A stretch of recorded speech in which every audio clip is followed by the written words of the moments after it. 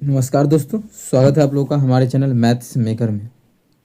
तो जैसा कि आप लोग का डिमांड था आरपीएफ एसआई का, हम लोग जो क्वेश्चन एग्जाम हुआ था इधर दिसंबर में 2 दिसंबर को या 3 दिसंबर 9 दिसंबर को, वो सभी का सॉल्यूशन ठीक है। तो वो सभी लेके आ चुके हैं आप लोगों के साथ। अगर अच्छा लगेगा तो अपने सभी दोस्तों के साथ ज़रूर शेयर कीजिएगा इस वीडियो को, ठीक है। ये हमारा है 2 दिसंबर 2024 फर्स्ट शिफ्ट का पेपर का सॉल्यूशन, ठीक है। 2 दिसंबर 2024 9 से 10:30 1.5 घंटा का जो एग्ज़ाम हुआ था, उसमें मैथ का टोटल 35 क्वेश्चन 30 क्वेश्चन से था। लेकिन जो भी क्वेश्चन सेट हम देख रहे हैं 35 ही क्वेश्चन आए, ठीक है। इसमें सिलेबस अभी नहीं देखा, 30 ही क्वेश्चन का पूछा गया था, ठीक है। इसमें एक बार देख लेते हैं इस चीज़ को, ठीक है। तो चलिए हम लोग स्टार्ट करते हैं पहला क्वेश्चन से। तो ये रहा हमारा question number first. Question number first हमारा देखिएगा क्या है।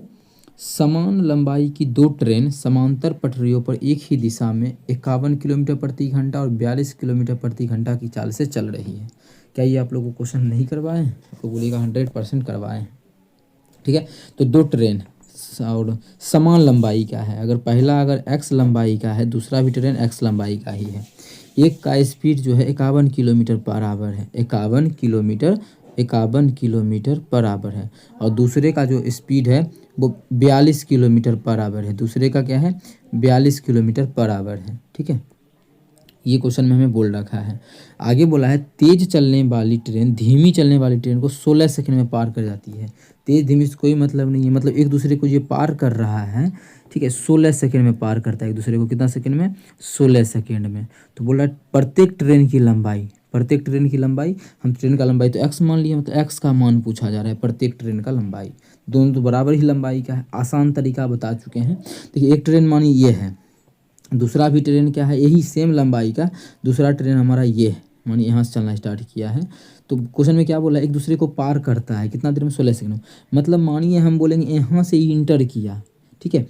कब बोलेंगे पूरा पार किया? जब ये पूरा ट्रेन चलते चलते यहाँ पे पहुँच जाएगा, तब बोलेंगे कि पार कर गया एक दूसरे को।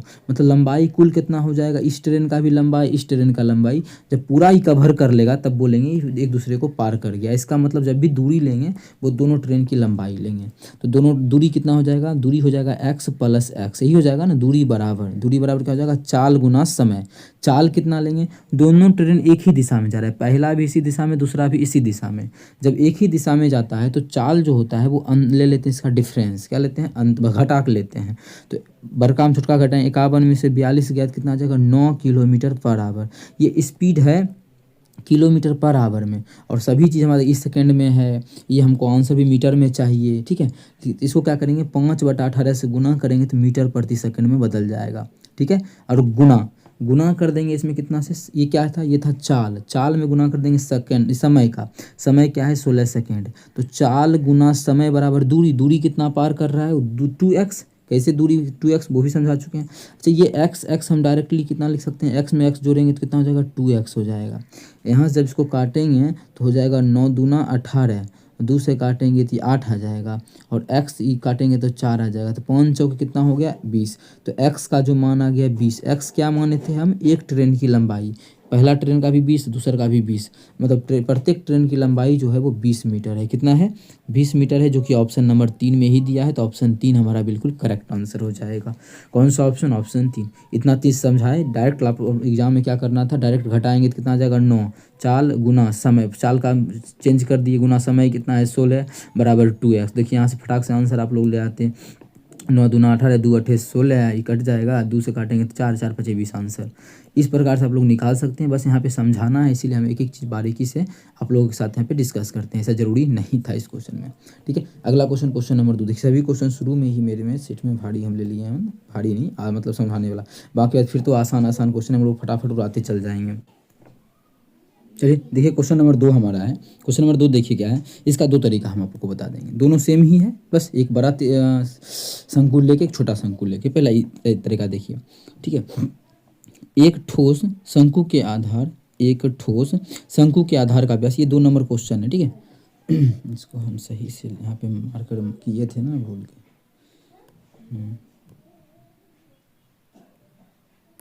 ठीक है, क्या है? एक ठोस शंकु के आधार का व्यास इतना है। आधार का जो व्यास दिया हुआ है वो 24 है। आधार का व्यास शंकु का 24 है, तो त्रिज्या कितना हो जाएगा? तो आप लोग बोलिएगा त्रिज्या जो हो जाएगा वो 12 हो जाएगा। त्रिज्या कितना हो जाएगा? 12 हो जाएगा। और इसकी ऊंचाई 21 है। इसकी ऊंचाई का बात करें शंकु का तो ऊंचाई कितना है 21 है। ठीक है, शंकु का बात किया तो यहाँ से हम एक शंकु ले लेते हैं। फिर से ये सभी लिख के एक और त्रिभुज बना के हम समझाएंगे आप लोग, एक और शंकु बना के। पहले ये तरीका समझिए, तरीका उससे आसान है।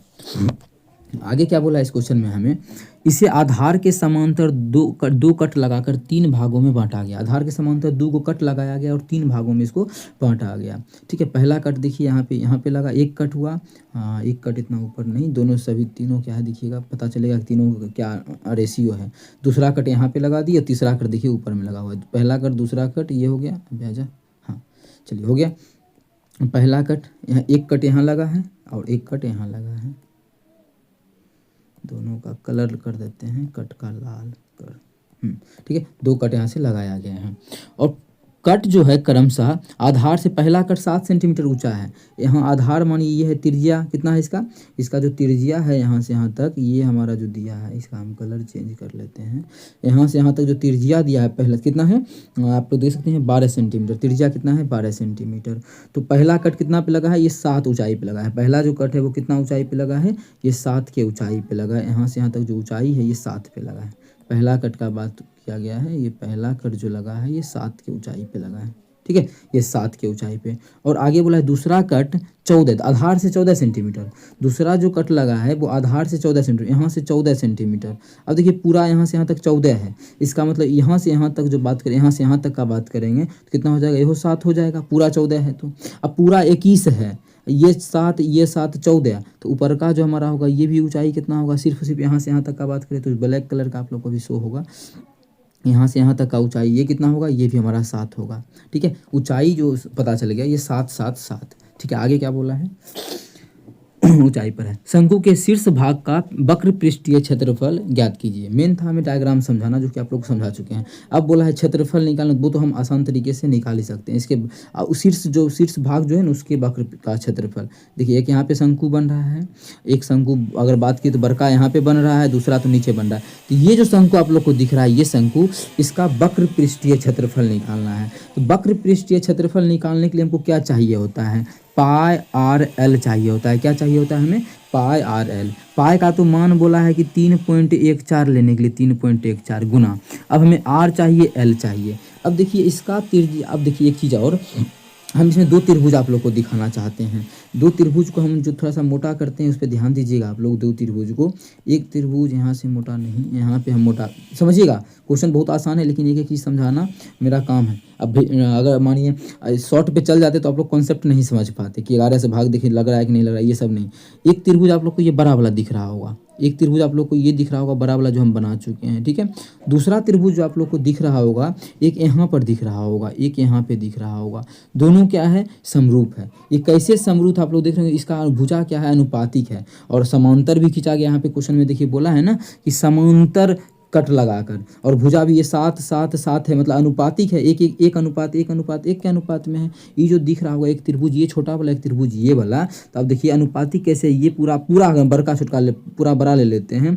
ये अगर ऊंचाई इसका 7 है तो इसका ऊंचाई 21 है। ठीक है, तो हमें त्रिज्या पहले निकाल लेते हैं, आसान होगा सॉल्व करना। इसका त्रिज्या कितना है, ये त्रिज्या कितना है, 12 है। कितना है, 12 है। ये कितना होगा, देखिए सबसे पहले ये कर कितना है, 3 गुना है। इसका मतलब 1 का 3 गुना ये 12 होगा। 1 का 3 गुना 12 होता है, 4 का मतलब ये 4 होगा। ये चीज़ समझ में नहीं आया कि 3 गुना हम कैसे ले लिए। तो ये भुजा अनुपातिक है, पाइथागोरस प्रमेय से दोनों त्रिभुज समरूप था। तो क्या हो जाएगा, अनुपातिक का मतलब इधर का 1 का ऊंचाई, छोटका त्रिभुज का ऊंचाई 7, तो बड़का त्रिभुज का ऊंचाई 21 बराबर हो जाएगा। 1 का आधार कितना, x नहीं जानते हैं तो x, 1 का आधार कितना दिया है, 12 दिया है। जब काटेंगे 7 या 21, 3 चौके 12, तो x का जो मान आ जाएगा वो कितना आ जाएगा, 4 आ जाएगा। x का मान 4, x मतलब ये जो R1 माने थे ये, इस मतलब इसका जो त्रिज्या आ गया ये वो हमारा 4 आ गया। त्रिज्या 4 आ गया, तो हमको इसका वक्र चाहिए तो 4 भी आ गया, तो 4 भी लिख दिए। अब हमें क्या चाहिए, पाई भी आ गया, आर भी आ गया, एल चाहिए। अब एल तो आप लोग आसान तरीका से निकाल सकते हैं, वो कैसे, तो देखिए क्या होता है एल का फॉर्मूला शंकु में एल बराबर होता है अंडर रूट ऊंचाई का स्क्वायर प्लस त्रिज्या का स्क्वायर बराबर अंडर रूट। इसी छोटका शंकु का हम बात करते हैं तो ऊंचाई तो 7 है, तो 7 का स्क्वायर 49 प्लस त्रिज्या कितना भी निकाले हैं 4, 4 का स्क्वायर 16 है, इसको जोड़ देंगे 16 में 49 तो 65 आ जाएगा, रूट 65।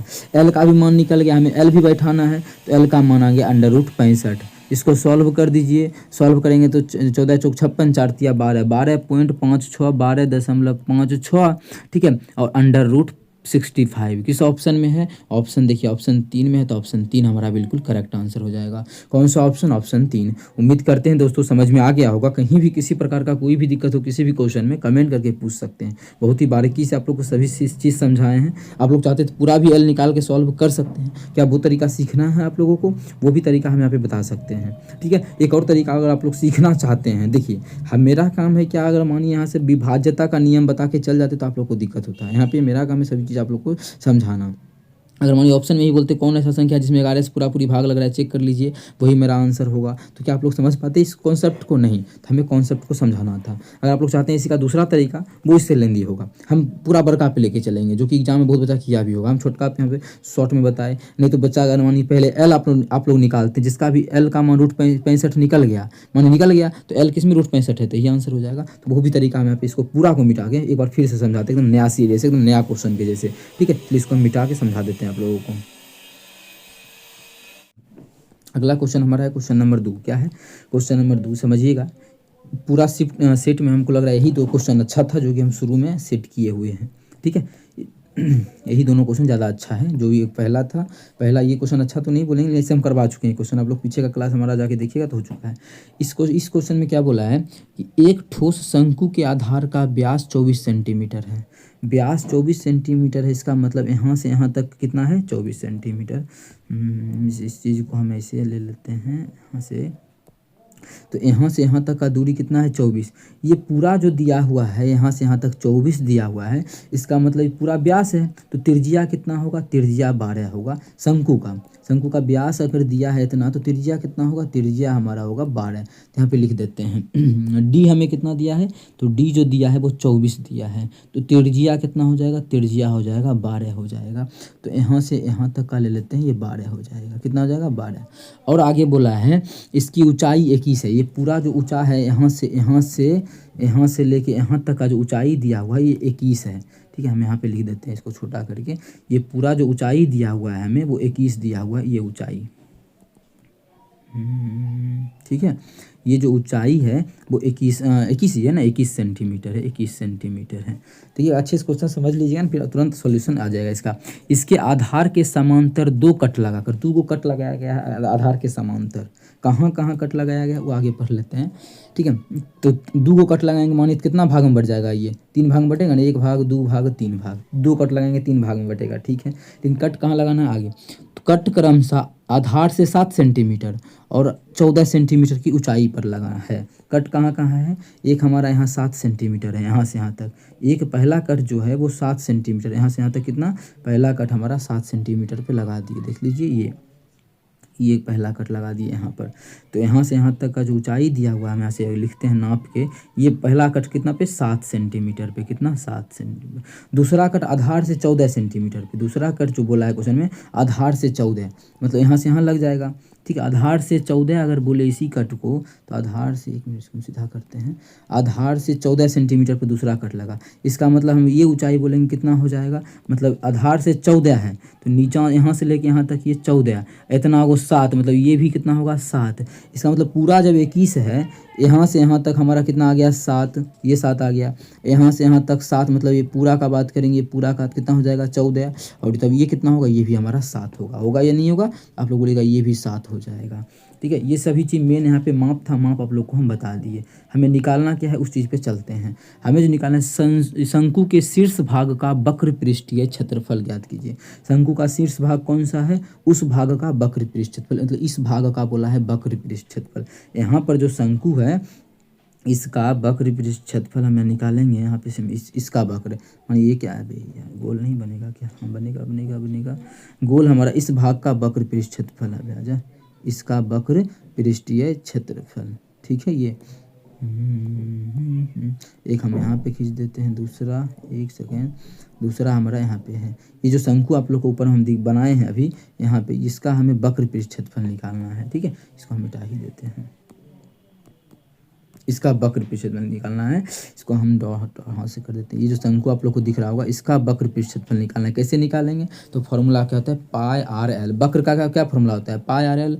तो वक्र का होता है पाई आर एल। क्या होता है? पाई आर एल।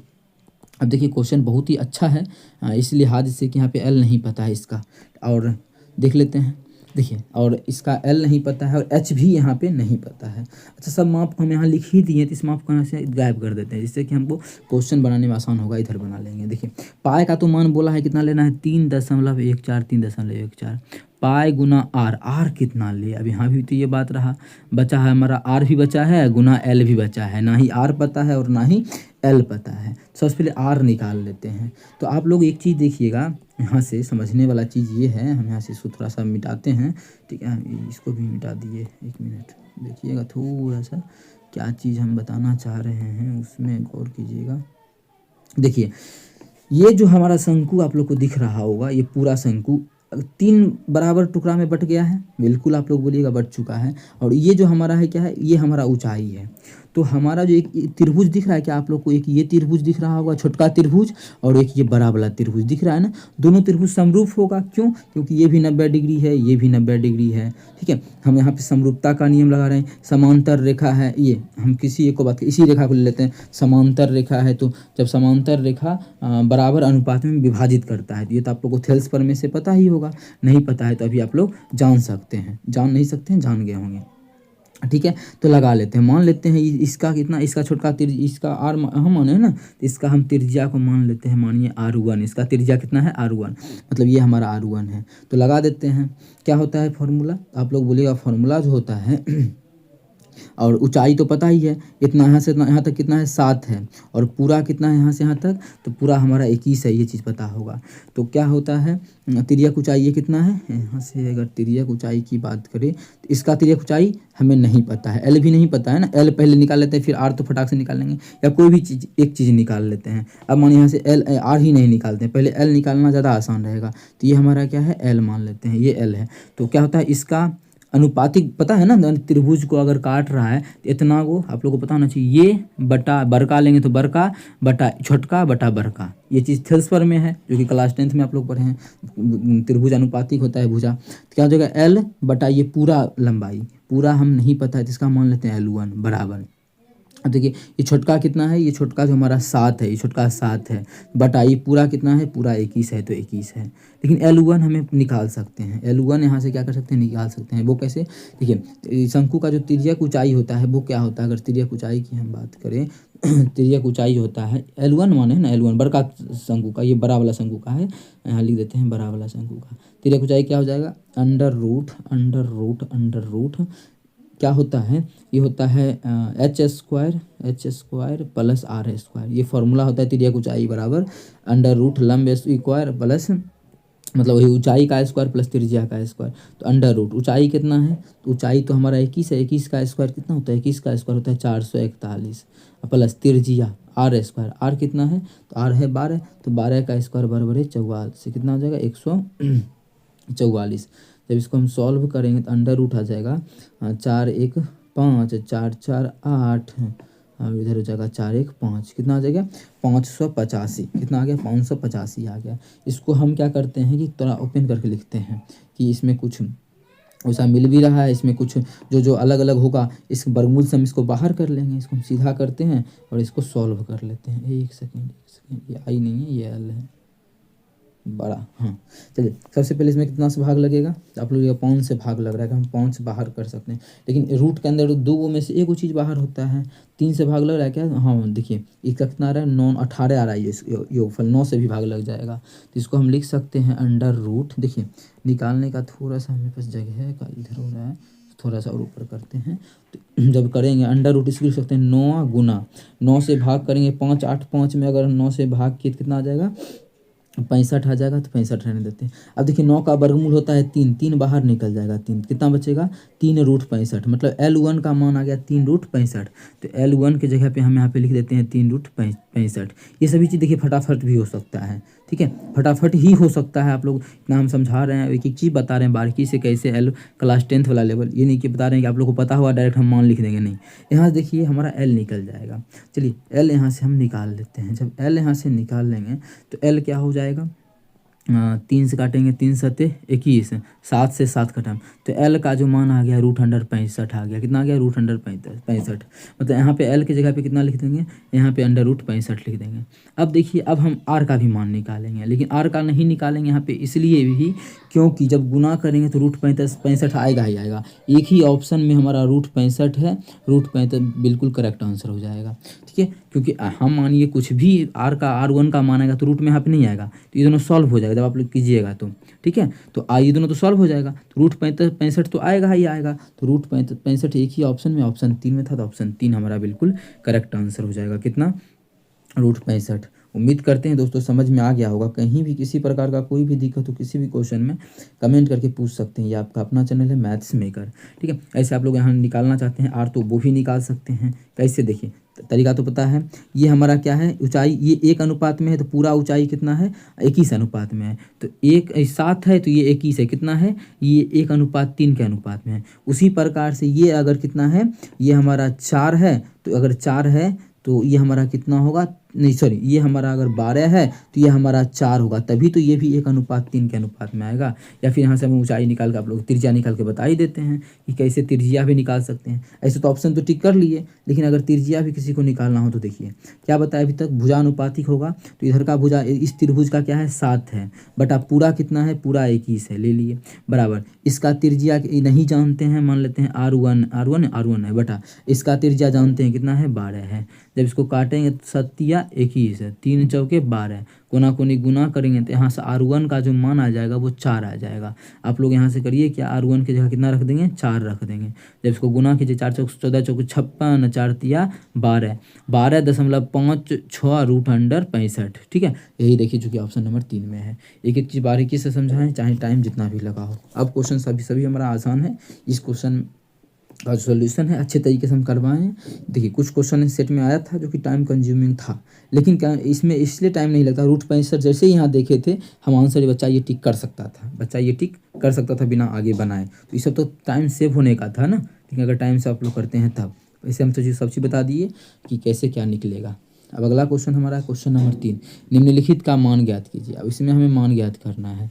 जब ये ऐसा क्वेश्चन आ जाए सब में देखिए क्या है 7 का मल्टीपल है, ठीक है। तो आसान क्या है, सबको 14 बना दीजिए। देखिए भिन्न का जोड़ ही करना है ना, तो सबको 14 बना दीजिए। 14 बनाएंगे तो हो जाएगा 2/14। देखिए 1/7 ही है। अगर ये चीज़ किसी को समझ में नहीं आया तो हम मतलब इसका कर रहे हैं कि लघुत्तम मान ले लिए, कितना लघुत्तम कितना आ जाएगा 14। ये कितना हो जाएगा, भाग करेंगे 7 से 14 में तो 2 आ जाएगा, 2 में ऊपर से गुना करेंगे तो 1 गुना 2 हो जाएगा, प्लस यहाँ कितना हो जाएगा 2 दूना 4 हो जाएगा, प्लस यहाँ 14 हम 14 से भाग करेंगे 14 है, यहाँ भी 14 है, भाग करेंगे तो 1 गुना 5 ही रहेगा, प्लस 4 दूना 8 हो जाएगा, माइनस यहाँ कुछ भी नहीं है तो 1 है। जब भाग करेंगे तो जाएगा 14 में 3 से गुना करेंगे 14 तिया कितना हो जाएगा, यहाँ पे 42 आ जाएगा। कितना आ जाएगा 42 आ जाएगा। 14 तिया जो हो जाएगा यहाँ पे हमारा 42 हो जाएगा, 42 हो जाएगा। अब देखिए यहाँ से प्लस वाला को एक साथ कर लेते हैं तो 8 5 13, 13 2 13 2 15, 15 4 19। अब हमारा 43 42 है, 19 इसमें घटा देंगे। जब 19 घटाएंगे तो माइनस में ही आंसर आएगा। क्या चीज़ में आएगा, माइनस में। जब घटाएंगे तो चलिए 13 12 में से 9 हो गया तो 3 हो जाएगा। और इधर जो हमारा बच गया 3 में से 2 1 गया तो 2 -23। तो ऊपर में तो सॉल्व किया तो -23 आ गया, नीचे में 14 आ गया। मतलब इस पूरे को सॉल्व करके जो हमारा आ गया -23/14, जो कि ऑप्शन नंबर चौथा है। तो चौथा ऑप्शन हमारा बिल्कुल करेक्ट आंसर हो गया होगा। कौन सा ऑप्शन, चौथा ऑप्शन। उम्मीद करते हैं दोस्तों समझ में आ गया होगा। कहीं भी किसी प्रकार का कोई भी दिक्कत हो किसी भी क्वेश्चन में कमेंट करके पूछ सकते हैं। ये आपका अपना चैनल है मैथ्स मेकर। चलिए अगला क्वेश्चन करते हैं। क्वेश्चन नंबर जो हमारा है क्वेश्चन नंबर 4 है, ठीक है। क्वेश्चन नंबर 4 है, क्या है 2.8 सेंटीमीटर त्रिज्या वाले गोले के परिगत बेलन का आयतन ज्ञात कीजिए, ठीक है। 2.8 सेंटीमीटर त्रिज्या वाले त्रिज्या कितना है, तो इसका क्वेश्चन में बात किया जाए तो त्रिज्या जो दिया है 2.8 सेंटीमीटर। त्रिज्या कितना है 2.8 सेंटीमीटर। क्वेश्चन में क्या बोला था, बेलन के प्रकृति। हम डायग्राम ले लेते हैं। देखिए एक हमारा इसमें क्या है, एक गोला का बात किया, एक क्या है गोला है जो कि अभी समझा, क्वेश्चन पढ़ ही लिए हैं, और एक बेलन भी है। क्या है, एक बेलन है। क्वेश्चन 2-3 क्वेश्चन अच्छा आया हुआ है इस सेट में, ठीक है, 2-3 क्वेश्चन अच्छा आया हुआ है, तो इस चीज़ को तो हम करेंगे। देखिए क्वेश्चन में क्या बोला है, डायरेक्ट आंसर निकाल देंगे तो आप लोग समझ जाइएगा, उसमें भी बोलिएगा हाँ हाँ समझ में आ गया, अब वाहवाही भी कीजिएगा, लेकिन बहुत आगे चल के बहुत आप लोग को तकलीफ देने वाला है उस चीज़। सॉल्यूशन नहीं ना, पूरा समझना भी तो है। डायग्राम में बोला क्या है, त्रिज्या 2.8 सेंटीमीटर वाला एक त्रिज्या वाला एक गोला है। ये गोला है, ये गोला, इसका त्रिज्या जो हमें दिया है 2.8 सेंटीमीटर। ये जो गोला आप लोग को यहाँ पे दिख रहा होगा, इसका त्रिज्या ये जो दिया हुआ है 2 पॉइंट यहाँ से यहाँ तक ये दिया है 2.8 सेंटीमीटर। कितना है 2.8 सेंटीमीटर, समझिएगा त्रिज्या दे दिया है। इसी के परितः परिगत एक बेलन बनाया गया है। गोला के परिगत बेलन बनाया गया, उसका आयतन पूछ रहा है। इसके परिगत बेलन जो बनाएंगे, मानिए ये क्या है, ये हमारा बेलन गोला है, इसके परिगत का मतलब ऐसा कुछ बोला जा रहा है, समझिएगा। यही इसी का बात किया है। इसका हम डायग्राम का कलर कर देते हैं। अबे यार हम फिल क्यों कर दिए मिलन, अगर हाँ ई कलर का। ये जो दूसरा बेलन है इसके परिगत बनाया गया है, दिख रहा है आप लोगों को, परिगत बनाया गया है। तो इस बेलन का पूछ रहा है कि आयतन क्या होगा। तो बेलन का आयतन क्या होता है, पाई आर स्क्वायर एच। तो पाई आर स्क्वायर एच। देखिए हम अब पहले कॉन्सेप्ट समझा देंगे, फिर ऑप्शन के थ्रू भी सॉल्व करेंगे। पाई का मान बोला है 22/7 लेने, तो 22/7 गुना आर स्क्वायर, त्रिज्या का स्क्वायर। त्रिज्या इसका कितना होगा, जो त्रिज्या इस बेलन का होगा, गोला का होगा, वही त्रिज्या बेलन का भी होगा। देख सकते हैं ना, पूरा का पूरा व्यास है, बेलन का भी जो व्यास है वही गोला का भी व्यास है, तो त्रिज्या भी बराबर होगा। तो 2.8 गुना कितना आ जाएगा, 2.8 गुना ऊंचाई। ऊंचाई मेन है, इसमें क्या लेंगे, तो ऊंचाई देखिए इस बेलन का जो ऊंचाई होगा क्या होगा, यहाँ से लेके यहाँ तक पूरा होगा ऊंचाई। तो यहाँ से यहाँ तक कितना होगा, ऊपर देखा जाए तो ये क्या है, ये है इसका त्रिज्या गोला का, और नीचा भी ये गोला का त्रिज्या। दो को त्रिज्या मिलाएंगे तो पूरा क्या हो जाएगा, पूरा ऊंचाई हो जाएगा बेलन का। मतलब ऊंचाई जो हो जाएगा इसका दुगुना, ऊपर भी 2.8 नीचे भी 2.8, दोनों को जोड़ेंगे तो 5.6। ये तो उसका पूरा हुआ सोल्यूशन। क्या इसको गुना करेंगे तो काफ़ी लंबा टाइम हो जाएगा, तो मानिए आंसर आ गया।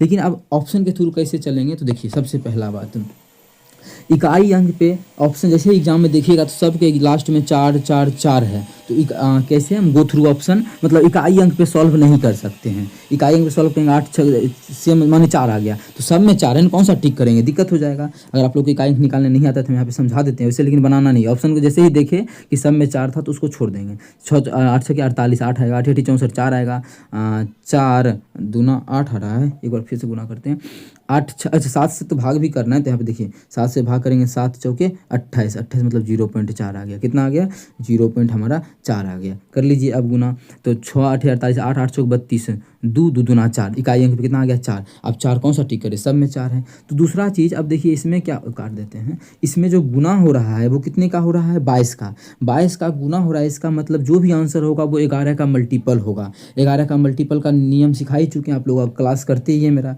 ठीक है। तो उसमें भी हम डेली ऐसा क्वेश्चन लेके आते हैं जिसकी प्रैक्टिस भी आप लोग का हो। तो देखिए 11 का मल्टीपल कौन सा है, वही मेरा आंसर होगा। उस पर नहीं मानिए नहीं कोई 2 ऑप्शन मैच किया तो फिर आप लोग को हम तरीका तो समझा ही दिए, पहले तो तरीका ही समझाए हैं यहाँ पे, तो पहले हम चेक भी कर लेते हैं 11 की विभाज्यता का नियम, ठीक है, क्योंकि इसको गुना करेंगे तो काफ़ी लंबा टाइम जाएगा। और या फिर डिजिटल सम यहाँ पे लगा सकते हैं, ठीक है। तो शुरू में ही मानिए इतना सब नहीं भी किए थे, उसी समय हम क्या करते, इसमें देख लेते कि 22/7 तो आएगा ही आएगा। इसका मतलब कौन सा ऑप्शन ऐसा है जो 11 से भाग लग रहा है, वही मेरा आंसर होगा।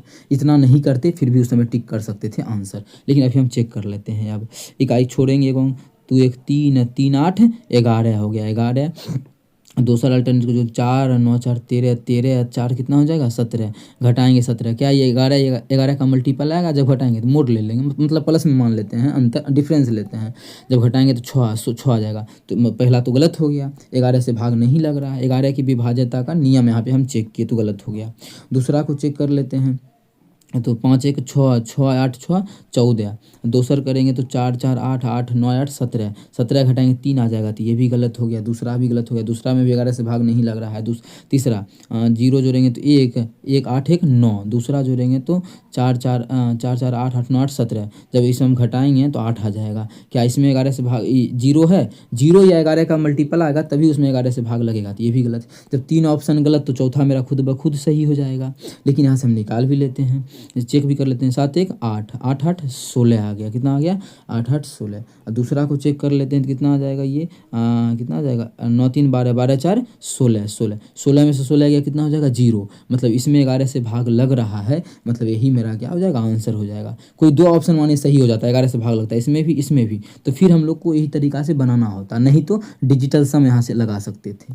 ऐसे देखिए एक में ही आंसर आ गया, तो बिना इतना ये भी बिना किए, ये डायग्राम बिना समझे हम शुरू में ही देखते कौन से ऑप्शन में 11 से भाग लग रहा है, वही मेरा आंसर हो जाएगा। लेकिन 2 ऑप्शन में लगता तो फिर इसका सॉल्यूशन करते। ठीक है, ऐसे आप लोग के सामने हम सॉल्यूशन भी इसका बना दिए। जो भी क्वेश्चन अच्छा लेवल का है वो शुरू में आप लोग को हम करवा दिए। आप लोग को यूट्यूब पे कोई भी टीचर का सर्च कीजिए, वो ये सब क्वेश्चन बीच में होगा क्लास के या लास्ट में होगा, जैसे कि बच्चा मैंने यही सब क्वेश्चन खोजने आता है, ये सभी मानी 2 नंबर, ये सब तो सबसे बन जाएगा, यही सब खोजने आता है, जिससे उसका सभी पूरा वीडियो देखे बीच में देता है और सभी को या फिर गायब भी कर देता है। हम आप लोग को शुरू में ही प्रोवाइड करवा दिए हैं।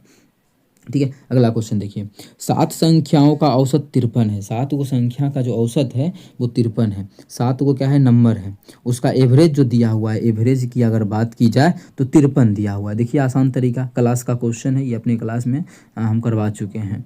ठीक है, एवरेज 53 है। बोला सब संख्या में, प्रत्येक संख्या में 6 बढ़ाएंगे तो नया एवरेज क्या होगा। सब सातों संख्या में 6 6 बढ़ा रहे हैं, मतलब एवरेज में भी सिर्फ 6 का बढ़ोतरी हो जाएगा। ये तरीका आप लोग को हम समझा चुके हैं। बोलता कि सब संख्या में 2 से गुना कर रहे हैं तो एवरेज में भी क्या करते हैं 2 से गुना कर देते हैं। ठीक है, वही मेरा आंसर होता है। इसका आंसर क्या हो जाएगा, 6 बढ़ा देंगे डायरेक्ट 59 हो जाएगा। ठीक है, कुछ क्वेश्चन ऐसा भी था जो देखते ही टिक कर सकते थे, बहुत क्वेश्चन ऐसा था। ठीक है, अगला क्वेश्चन हमारा है क्वेश्चन नंबर 6। टोटल हमारा जो 35 क्वेश्चन होगा, 35 ही क्वेश्चन है, आज पता नहीं कहा जाता पूछा।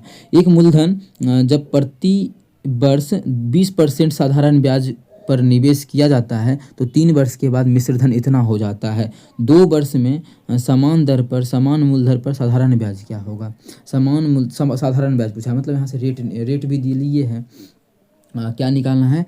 तो देखिए 20% साधारण ब्याज पर निवेश किया जाता है, जब प्रति वर्ष 20% साधारण ब्याज पर निवेश किया जाता है तो रेट कितना दिया हुआ है 20%, 20 पे किया जाता है निवेश साधारण ब्याज पर, और 3 वर्ष के बाद मिश्रधन 2400 हो जाता है।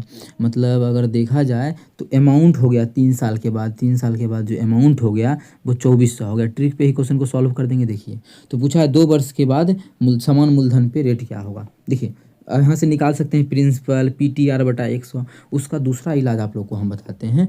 रेट कितना दिया है 20%, तो 20% का जो फ्रैक्शन वैल्यू होता है वो कितना होता है, तो आप लोग बोलिएगा 20% का फ्रैक्शन वैल्यू हमारा 1/5 होता है। नीचे में जो होता है वो प्रिंसिपल होता है, क्या होता है प्रिंसिपल, और ऊपर में जो होता है वो 1 साल का ब्याज होता है। कितना 1 साल का ब्याज, प्रिंसिपल कितना है 5 और 1 साल का ब्याज कितना है 1 साल का ब्याज 1 है तो 3 साल के बाद में मिश्रधन 2400 होता है, तो 3 साल का ब्याज कितना हो जाएगा, 1 साल का ब्याज इतना, तो 3 साल का 3 से गुना करेंगे तो 3 रुपया। किसी से प्रिंसिपल अमाउंट किसी से आप लिए हैं 5 रुपया, 3 रुपया ब्याज हुआ तो कुल रुपया अमाउंट कितना हो गया 8 रुपया। ब्याज मतलब टोटल मिश्रधन हो गया 8 वो, मिश्रधन तो 8 हो गया, लेकिन एक्चुअल में क्वेश्चन बोला 8 नहीं, मिश्रधन 2400 है। तो एक्चुअल में कितना गुना है, तो बोलिएगा 1 अनुपात का जो मान आ गया 300 आ गया, 1 अनुपात का मान 300 आ गया। हमसे क्वेश्चन में प्रिंसिपल P पूछता तो 1 अनुपात का मान 300, तो 5 अनुपात का मान हो जाता है 5 दिया 1500 आंसर। लेकिन हमसे क्वेश्चन में प्रिंसिपल पूछा है 2 साल का ब्याज पूछा है। अब देखिए 3 साल का, 1 साल का 1 तो 3 साल का 3, उसी प्रकार से 1 साल का 1 तो 2 साल का कितना हो जाएगा 2, तो 1 अनुपात का मान 300, तो 2 अनुपात का जो मान हमारा हो जाएगा 3 दूना 600 हो जाएगा। कितना हो जाएगा 600 हो जाएगा। इस क्वेश्चन का बिल्कुल करेक्ट आंसर देख सकते हैं आप लोग, सभी चीज़ निकाल दी। P नहीं बोला, P भी आप लोग को निकाल के तैयार है, और कुछ ही सेकंडों में क्वेश्चन आप लोग ऐसा सॉल्व कर पाइएगा। फॉर्मूला लगाते तो भी बन जाता, बिना फॉर्मूला का भी आप लोग के सामने है। अगला क्वेश्चन हमारा है 7 नंबर, क्या है 76 और 38 का तृतीयानुपाती x है तो x का मान, तृतीयानुपाती का फॉर्मूला ही होता है एक्स स्क्वायर बराबर होता है हमारा बी स्क्वायर बटाई। कैसे होता है अगर आप जानना है तो वो भी हम यहाँ पे समझा देंगे। ठीक है, x बराबर होता है बी स्क्वायर बटाई, बी स्क्वायर मतलब b क्या है, दूसरा मान 76 38 है तो 38 गुना 38 बटा ये कितना है 76 है, काटेंगे तो 38 दूना 76, दूसरे काटेंगे तो ये 19 हो जाएगा। मतलब इसका जो मान आ गया x का मान कितना हो गया 19 हो गया। ठीक है, तृतीयानुपाती x था, मतलब x का मान पूछा था, तृतीयानुपाती जो हो जाएगा वो 19 हो जाएगा, जो कि हमारा पहला ही ऑप्शन में है। तो पहला ऑप्शन हमारा बिल्कुल करेक्ट आंसर हो जाएगा। 7 नंबर का जो ऑप्शन हो जाएगा वो एक बिल्कुल करेक्ट होगा, आंसर 19। ठीक है, 19 आंसर बिल्कुल करेक्ट होगा। अगला क्वेश्चन हमारा है क्वेश्चन नंबर 8 है क्या, केतन ने 171 कुर्सियाँ बेची, बेचा कितना कुर्सी, जो एसपी किया बेच दिया वो 171 कुर्सी बेचा और उसे 95 कुर्सी के विक्रय मूल्य के बराबर लाभ हुआ। तो लाभ जो उसको हुआ लाभ वो कितना कुर्सी के बराबर, 95 कुर्सी के विक्रय मूल्य के बराबर, विक्रय मूल्य के बराबर लाभ हुआ। ठीक है, तो इस चीज़ को यहाँ पे नहीं लिखते हैं, क्या मानना है बताते हैं। तो उसका लाभ प्रतिशत निकालना है, क्या निकालना है हमें, जो निकालना है लाभ प्रतिशत निकालना है। ऐसा क्वेश्चन आप लोगों को क्लास में बहुत अच्छे से करवाए हैं, जो बच्चा रेगुलर है उसको पता होगा। ऐसे में बोल रहे हैं मानने के लिए, क्या मानना है तो हमेशा बोले हैं कि मानना जो जिसके बराबर लाभ या हानि होगा वही मान लेना है। किसी क्रय मूल्य के विक्रय मूल्य के बराबर लाभ हो रहा है, क्या विक्रय मूल्य के बराबर क्या हो रहा है लाभ हो रहा है, तो मानेंगे हम विक्रय मूल्य को ही। ठीक है, तो विक्रय मूल्य के बराबर लाभ हो रहा है तो मानेंगे विक्रय मूल्य को ही। अब मानिए मानने का क्या है, आप लोग को हम बहुत अच्छे से क्वेश्चन करवाए हैं, होमवर्क में भी दिया जा सकता है। तो मानिए क्या है, एक वस्तु का विक्रय मूल्य, विक्रय मूल्य के बराबर लाभ हो रहा है इसलिए विक्रय मूल्य को ही मानेंगे। एक वस्तु का विक्रय मूल्य एसपी मान लीजिए 1 रुपया, 1 रुपया मान लेते हैं, एक अनुपात में मानते हैं लेकिन समझाने के लिए 1 रुपया मान लिए। अब एक वस्तु 1 रुपया में बेच रहा है तो बेचा क्या, वो वस्तु 171 वस्तु बेचा है तो 171 वस्तु का विक्रय मूल्य कितना होगा, 171 रुपया हो जाएगा।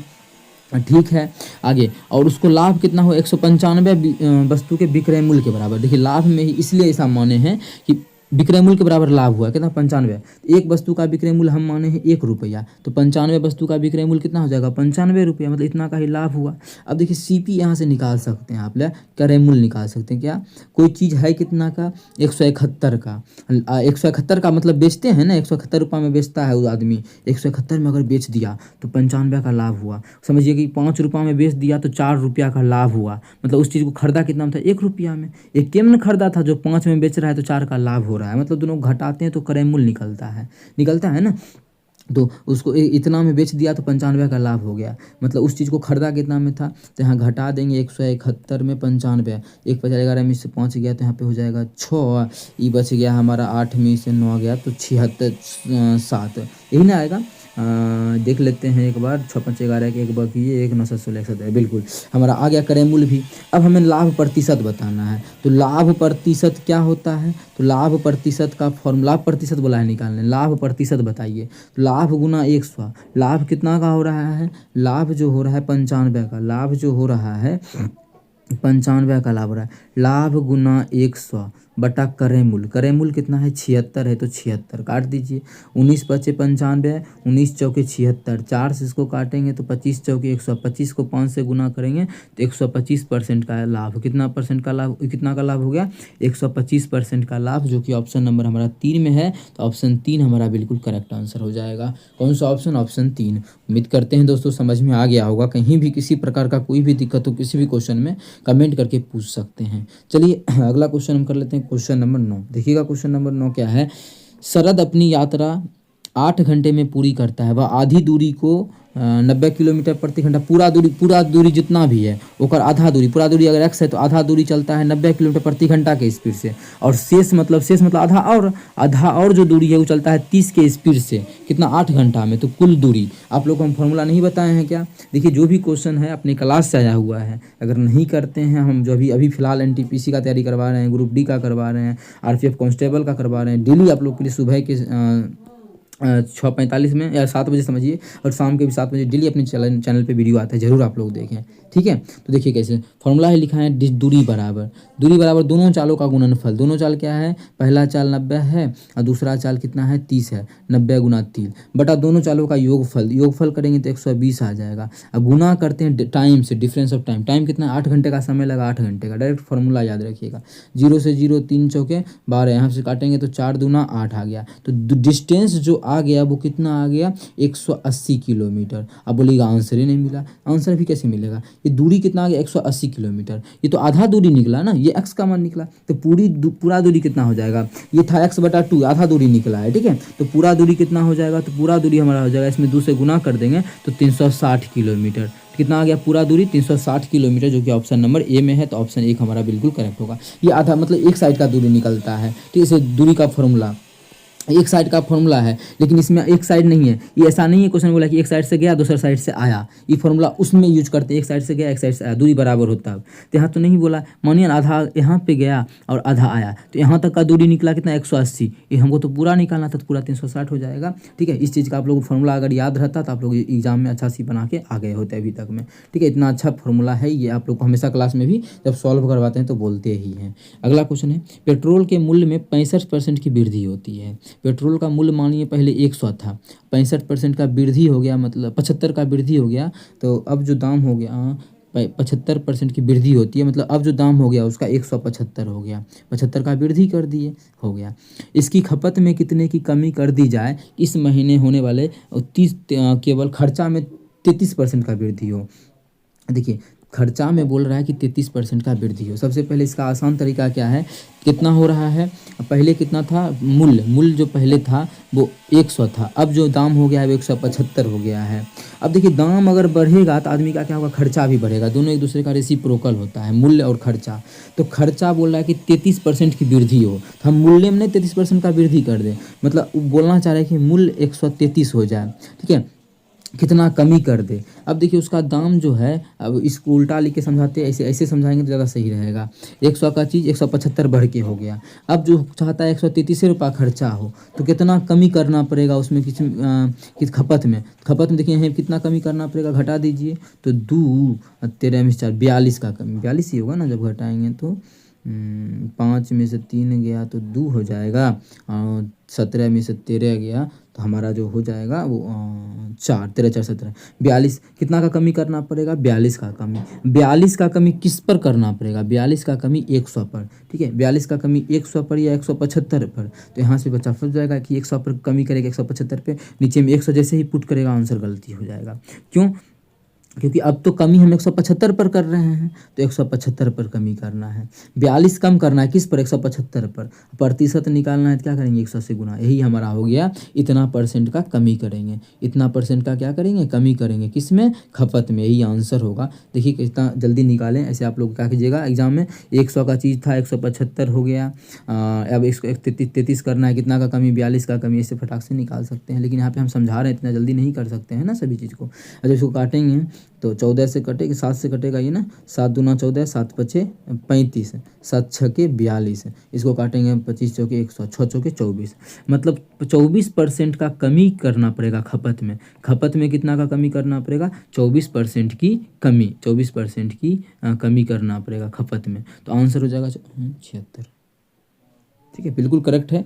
इसका 76 गलत है, या ऑब्जेक्शन आप चाहें तो लगा सकते हैं। आज हम सॉल्यूशन करवा, ऑब्जेक्शन क्या लगाना, ऑब्जेक्शन बहुत बच्चा लगाया होगा तो इस पर आप लोगों को नंबर मिल जाएगा, ठीक है। तो 24% का कमी होगा तो ये गलत है, 24% का इसका कमी हो जाएगा आंसर, कितना, 24% का कमी। ऐसे आप लोग क्रॉस चेक कर लीजिए, 2-3 बार इसको सॉल्व कीजिए, बेसिक से कीजिए, फिर भी इतना ही आंसर आएगा। ये एक अच्छा तरीका है इस प्रकार के क्वेश्चन को सॉल्व करने का, जो अभी आप लोग को हम करवाए हैं। इसीलिए 24% इसका बिल्कुल करेक्ट आंसर होगा। आप लोग चाहें तो डायरेक्ट ऑब्जेक्शन लगाइए, या फिर बहुत टीचर लगाया होगा, अब तो टाइम नहीं है क्योंकि हम बहुत लेट सॉल्यूशन करवा रहे हैं, आंसर की बहुत पहले आ गया था, इसलिए इसका 24% बिल्कुल करेक्ट आंसर होगा। ये सभी ऑप्शन गलत दिया हुआ है। अगला क्वेश्चन का बात करते हैं, क्वेश्चन नंबर 9 क्या है, n प्रेक्षणों का योग 160 है, उनका औसत 40 है। n प्रेक्षणों का योग, तो n वो संख्या है, उसका योग जो दिया है 160 दिया हुआ है, ठीक है, योगफल, और n प्रेक्षणों का औसत जो दिया है वो 70 दिया है। अब देखिए फॉर्मूला क्या होता है, फॉर्मूला लगा देते हैं। फॉर्मूला जो होता है तो इसका आंसर देखिए, 4 रखेंगे, 4 चौक 16, 4 रखेंगे, 7 चौक 28, 28 15 कितना हो जाएगा, 43 आंसर हो जाएगा, है ही। लेकिन कैसे वो चीज़ समझाना है ना, एग्जाम में तो भी नहीं बैठे हैं जो सॉल्यूशन करके यहाँ से हम निकल जाए, ठीक है। n परीक्षणों का योग कितना है, 160, औसत भी दिया है, तो औसत बराबर क्या होता है, औसत 40 है, औसत बराबर होता है कुल परीक्षणों का योग, कुल परीक्षणों का योग 160 है, योग 160 है, बटा कुल प्रेक्षणों की संख्या, संख्या को प्रेक्षण है n गो है तो n गो, जब यहाँ से काटेंगे तो आ जाएगा 4 चौक 16, n का मान आ गया 4, n का मान 4 आ गया। हमें यही ज्ञात करना था कि 7n प्लस 15 हमें ज्ञात करना है। इसका मतलब 7 गुना n का मान 4 आ जाएगा प्लस 15, 7 चौके कितना हो जाएगा 28, यहाँ से प्लस 15, 28 15 करेंगे 43 आ जाएगा। इसका मतलब इस क्वेश्चन का जो आंसर हो जाएगा 43 हमारा बिल्कुल करेक्ट आंसर हो जाएगा। कितना 43, जो कि पहला ही ऑप्शन में है। उम्मीद करते हैं आप लोग को अच्छा लग रहा होगा। इतना क्वेश्चन करवा रहे हैं, एक शिफ्ट का पूरा 35 क्वेश्चन भी करवाएंगे आप लोग को। जरूर अपने सभी दोस्तों के साथ शेयर करें अगर अच्छा लग रहा है तब। अगला क्वेश्चन हमारा है, किसी निश्चित धनराशि पर 6% वार्षिक ब्याज की दर से 2 साल में प्राप्त साधारण ब्याज और वार्षिक रूप से संयोजित होने वाले चक्रवृद्धि ब्याज के बीच अंतर 78 रुपया का है, तो धनराशि ज्ञात कीजिए। देखिए जब भी अंतर दिया रहा है, क्वेश्चन हमें भी कुछ दिन से नहीं करवाएं, पहले करवा चुके हैं ये क्वेश्चन। कैसे निकालना है, हमें क्या करना है, धनराशि P निकालना है। 2 साल का बोला है, तो जब भी 2 साल का बात करता है, देखिए बहुत सारा तरीका है, बहुत सारा तरीका है इस क्वेश्चन को सॉल्व करने का, लेकिन आप लोग को एक आसान तरीका बताते हैं इस क्वेश्चन में। देखिए ये हमारा शुरू में जो लिखते हैं प्रिंसिपल अमाउंट लिखते हैं, कितना लिखते हैं प्रिंसिपल अमाउंट, मतलब इसको हम सॉल्व कर रहे हैं उस तरीका से, ट्री मेथड से। तो 2 साल का जब करते हैं तो एक यहाँ ट्री बनता है, एक यहाँ इसका बनता है, फिर इसका भी ब्याज लगता है तो एक यहाँ पे बनता है। ठीक है, अब देखिए चक्रवृद्धि और ब्याज का और साधारण ब्याज का अंतर जो होता है वो लास्ट में लिखाता है, लास्ट में 78 ही हो जाएगा, यहाँ पे 78 हो जाएगा। लेकिन इस तरीका से भी नहीं बताएंगे, यहाँ पे और ब्रेक लेते हैं, इसका और भी ट्रिक है, लेकिन हम थोड़ा सा बेसिक समझा के चलना चाह रहे हैं। रेट क्या है, रेट हमारा 6% है, तो 6% का फ्रैक्शन वैल्यू कितना होता है, तो 6% का जो फ्रैक्शन वैल्यू होता है तो आप लोग बोलिएगा 2/50 हो जाएगा। हाँ 2/50 हो जाएगा, 2 से काटेंगे 3/50 कितना हो जाएगा, 6% का फ्रैक्शन वैल्यू जो हो जाएगा वो 3/50 हो जाएगा। 6% का फ्रैक्शन वैल्यू 3/50 हो जाएगा। अब देखिए जब 3/50 जैसे ही इस क्वेश्चन में करेंगे तो हमें दिक्कत हो जाएगा। ठीक है, तो हमें जैसे ही दिक्कत हुआ तो हमें इस क्वेश्चन पे इस ट्री मेथड का भी रोकते हैं, एक और तरीका बताते हैं, फिर ट्री मेथड पे सॉल्व करेंगे। ट्री मेथड का भी 4-5 तरीका है। अब देखिए जो अंतर साधारण ब्याज और चक्रवृद्धि ब्याज का जो अंतर आता है, साधारण ब्याज और चक्रवृद्धि ब्याज का, वो हमारा होता है 6 गुना 6% में बटा 100, यही हो गया साधारण ब्याज और चक्रवृद्धि ब्याज का अंतर। ठीक है, ये जो आता है वो डिफरेंस आता है। कैसे आता है, ये सभी चीज़ अभी हम बताएंगे तो बहुत काफ़ी लंबा टाइम चल जाएगा। देखिए होता क्या, सक्सेसिव लगाते हैं, जैसे कि चक्रवृद्धि ब्याज के लिए लगाते हैं 6 + 6 गुना 6/100, ये 2 साल का हुआ। और साधारण ब्याज का बात करें तो पहला साल भी साधारण 6 लगा होगा, दूसरा साल भी 6 लगा होगा, ये इससे ये कट जाता है, इससे ये, तो ये जो आता है डिफरेंस आता है चक्रवृद्धि ब्याज और साधारण ब्याज का, कितना साल में, ये आता है 1 साल 2 साल का, तो यही हम लिखे थे डायरेक्ट। ठीक है, इसी का जो मान दिया है वो क्वेश्चन में आप लोग को दिया है 78 रुपया, कितना दिया है 78 रुपया दिया हुआ है। जब यहाँ से निकालेंगे तो एक अनुपात का मान कितना निकलेगा, तो उधर हो जाएगा 78 गुना 6/100 नहीं 100 तो ऊपर चल जाएगा। देखिए 100 ऊपर चल जाएगा तो क्या हो जाएगा 78 गुना 100, क्या हो जाएगा 78 गुना 100 बटा 6 गुना 6, ये हमारा 1 का मान आ गया। कितना का मान आ गया, 1 का मान। लेकिन हमें जो ज्ञात करना है वो क्वेश्चन में बोला इसका मूलधन ज्ञात कीजिए। क्या निकालना है, मूलधन। तो मूलधन कोई भी चीज़ जो होता है वो अपने आप में 100% होता है। ये 1% का मान है, ये जो इतना परसेंट का मान, इतना परसेंट का, तो 1% का मान इतना, तो मूलधन तो अपने आप में 100% होगा। तो 100% का मान कितना हो जाएगा, तो हो जाएगा हमारा 1% का मान इतना, तो 100 का, तो 78 गुना 100 बटा 6 गुना 6, तो 1 का मान है ना, तो 1 का मान इतना, तो 100 का मान कितना, एक हम 100 से गुना कर देंगे, तो यही हमारा फाइनल आंसर हो जाएगा। इस चीज़ को अगर आप लोग नहीं समझे तो हमसे कमेंट करके हमको बता सकते हैं। हम जो कोशिश कर रहे हैं आप लोगों को एक से एक आसान तरीका आप लोग को इस क्वेश्चन को सॉल्व करवा दें। ठीक है, आंसर जो होगा वो अभी देखिए इस क्वेश्चन में आप लोग बोलिएगा कि विभाज्यता का नियम लगाते हैं, नहीं लगा सकते। क्यों, क्योंकि बोला है बिना पूर्णांक में उत्तर दीजिए, बिना पॉइंट का मान छोड़ दिया है, पॉइंट का मान छोड़ दिया तो क्वेश्चन आसान हो गया। कैसे, वो देखिए, इसको थोड़ा सा नीचा, मतलब अब 0 को भी हटा दीजिए, गुना भाग कर दीजिए। इसमें कितना 78 में 36 ही नीचे में है ना, जब 36 से भाग करेंगे 36 दूना 72, 2 आ जाएगा, 36 दूना 72, 2 6 और 0 आ जाएगा 72 6 78 6 0, फिर यहाँ पे लग जाएगा 36 का 36। ठीक है, 36 का 36, जब यहाँ पे 36 का 36 करेंगे तो कितना आ जाएगा, यहाँ पे 36 घटा देंगे, 36 से 4 40 24 आ जाएगा। फिर 24 और 0 करेंगे, 24 और 0 करेंगे, 36 6 के 36, अब कितना बार मिलेगा, 6 बार में करेंगे, 36 6 के 6 चौक 24 के 4, बाकी 2 6 18 18 18 18 19 20 19 20 कितना आ जाएगा, 7 36 बाकी 3 36 18 3 21 214 कितना आ गया 214 ही आएगा, 7 3 8 हाँ 214 आ जाएगा। फिर यहाँ से घटाएंगे तो कितना आएगा, फिर हमारा जो बचेगा 6 6 20 20 4 26 ही बचेगा क्या, 36 अरे यार सॉरी मिस्टेक हो गया गुनाह में। ठीक है, इसका देखिए आंसर हम निकाल के आप लोगों को तुरंत बता देते हैं इसका ट्रिक, लेकिन हमें सब चीज़ समझाना होता है। 16 है 16 जब घटाएंगे 24 आ जाएगा, 24 देखिए फिर आ गया 24 से फिर 240 आएगा, मतलब इसके बाद 6 6 क्या होगा आते रहेगा, कि जितना मन उतना 6 आप लोग देख सकते हैं ये आते रहेगा, आप भाग देखिए चेक कीजिएगा। लेकिन हम इसमें 4 को जीरो छोड़े थे तो गुना कर देंगे 4 को जीरो से 1 2 3 4 तो गुना करेंगे तो दशमलव कहाँ चल जाएगा आगे, तो यहाँ 1 2 3 4 यहाँ पे दशमलव आ जाएगा, तो कर दीजिए 21 छः छः छः 4 अंक पूरा गया, यहाँ पे हो जाएगा हमारा। उसके बाद भी 6 6 तो चलते रहेगा, लेकिन आंसर बोला है दशमलव के बाद से कोई मतलब नहीं है, मेन आंसर ये होगा। तो ये हमारा दूसरा ही ऑप्शन में, तो दूसरा ऑप्शन में करेक्ट हो जाएगा। ठीक है, आप लोग चाहें तो ये याद रख सकते हैं, अच्छा चीज़ है कि हमारा जो होता है 6 गुना 6 बटा 102 साल का वो डिफरेंस आता है। ठीक है, 2 साल का क्या आता है डिफरेंस है। ट्री मेथड तो नहीं ही बताए तो छोड़िए। चलिए अगला क्वेश्चन हमारा है क्वेश्चन नंबर 13। देखिएगा क्वेश्चन नंबर 13 क्या है, इसका ये हट गया है ना, 13 नंबर क्वेश्चन है। क्या है क्वेश्चन नंबर 13, यहाँ पे हम समझाते हैं। देखिएगा, एक ठोस अर्धगोले को पिघलाकर 9 सेंटीमीटर व्यास, तो व्यास 9 सेंटीमीटर मतलब त्रिज्या क्या होगा, अगर आधा व्यास का आधा त्रिज्या होता है तो त्रिज्या होगा हमारा 9/2। ठीक है, और 42 सेंटीमीटर ऊंचाई कितना है 42 सेंटीमीटर, इतना व्यास इतना ऊंचाई वाला एक लंबवृत्तीय बेलन ढला गया है, तो बेलन का आयतन।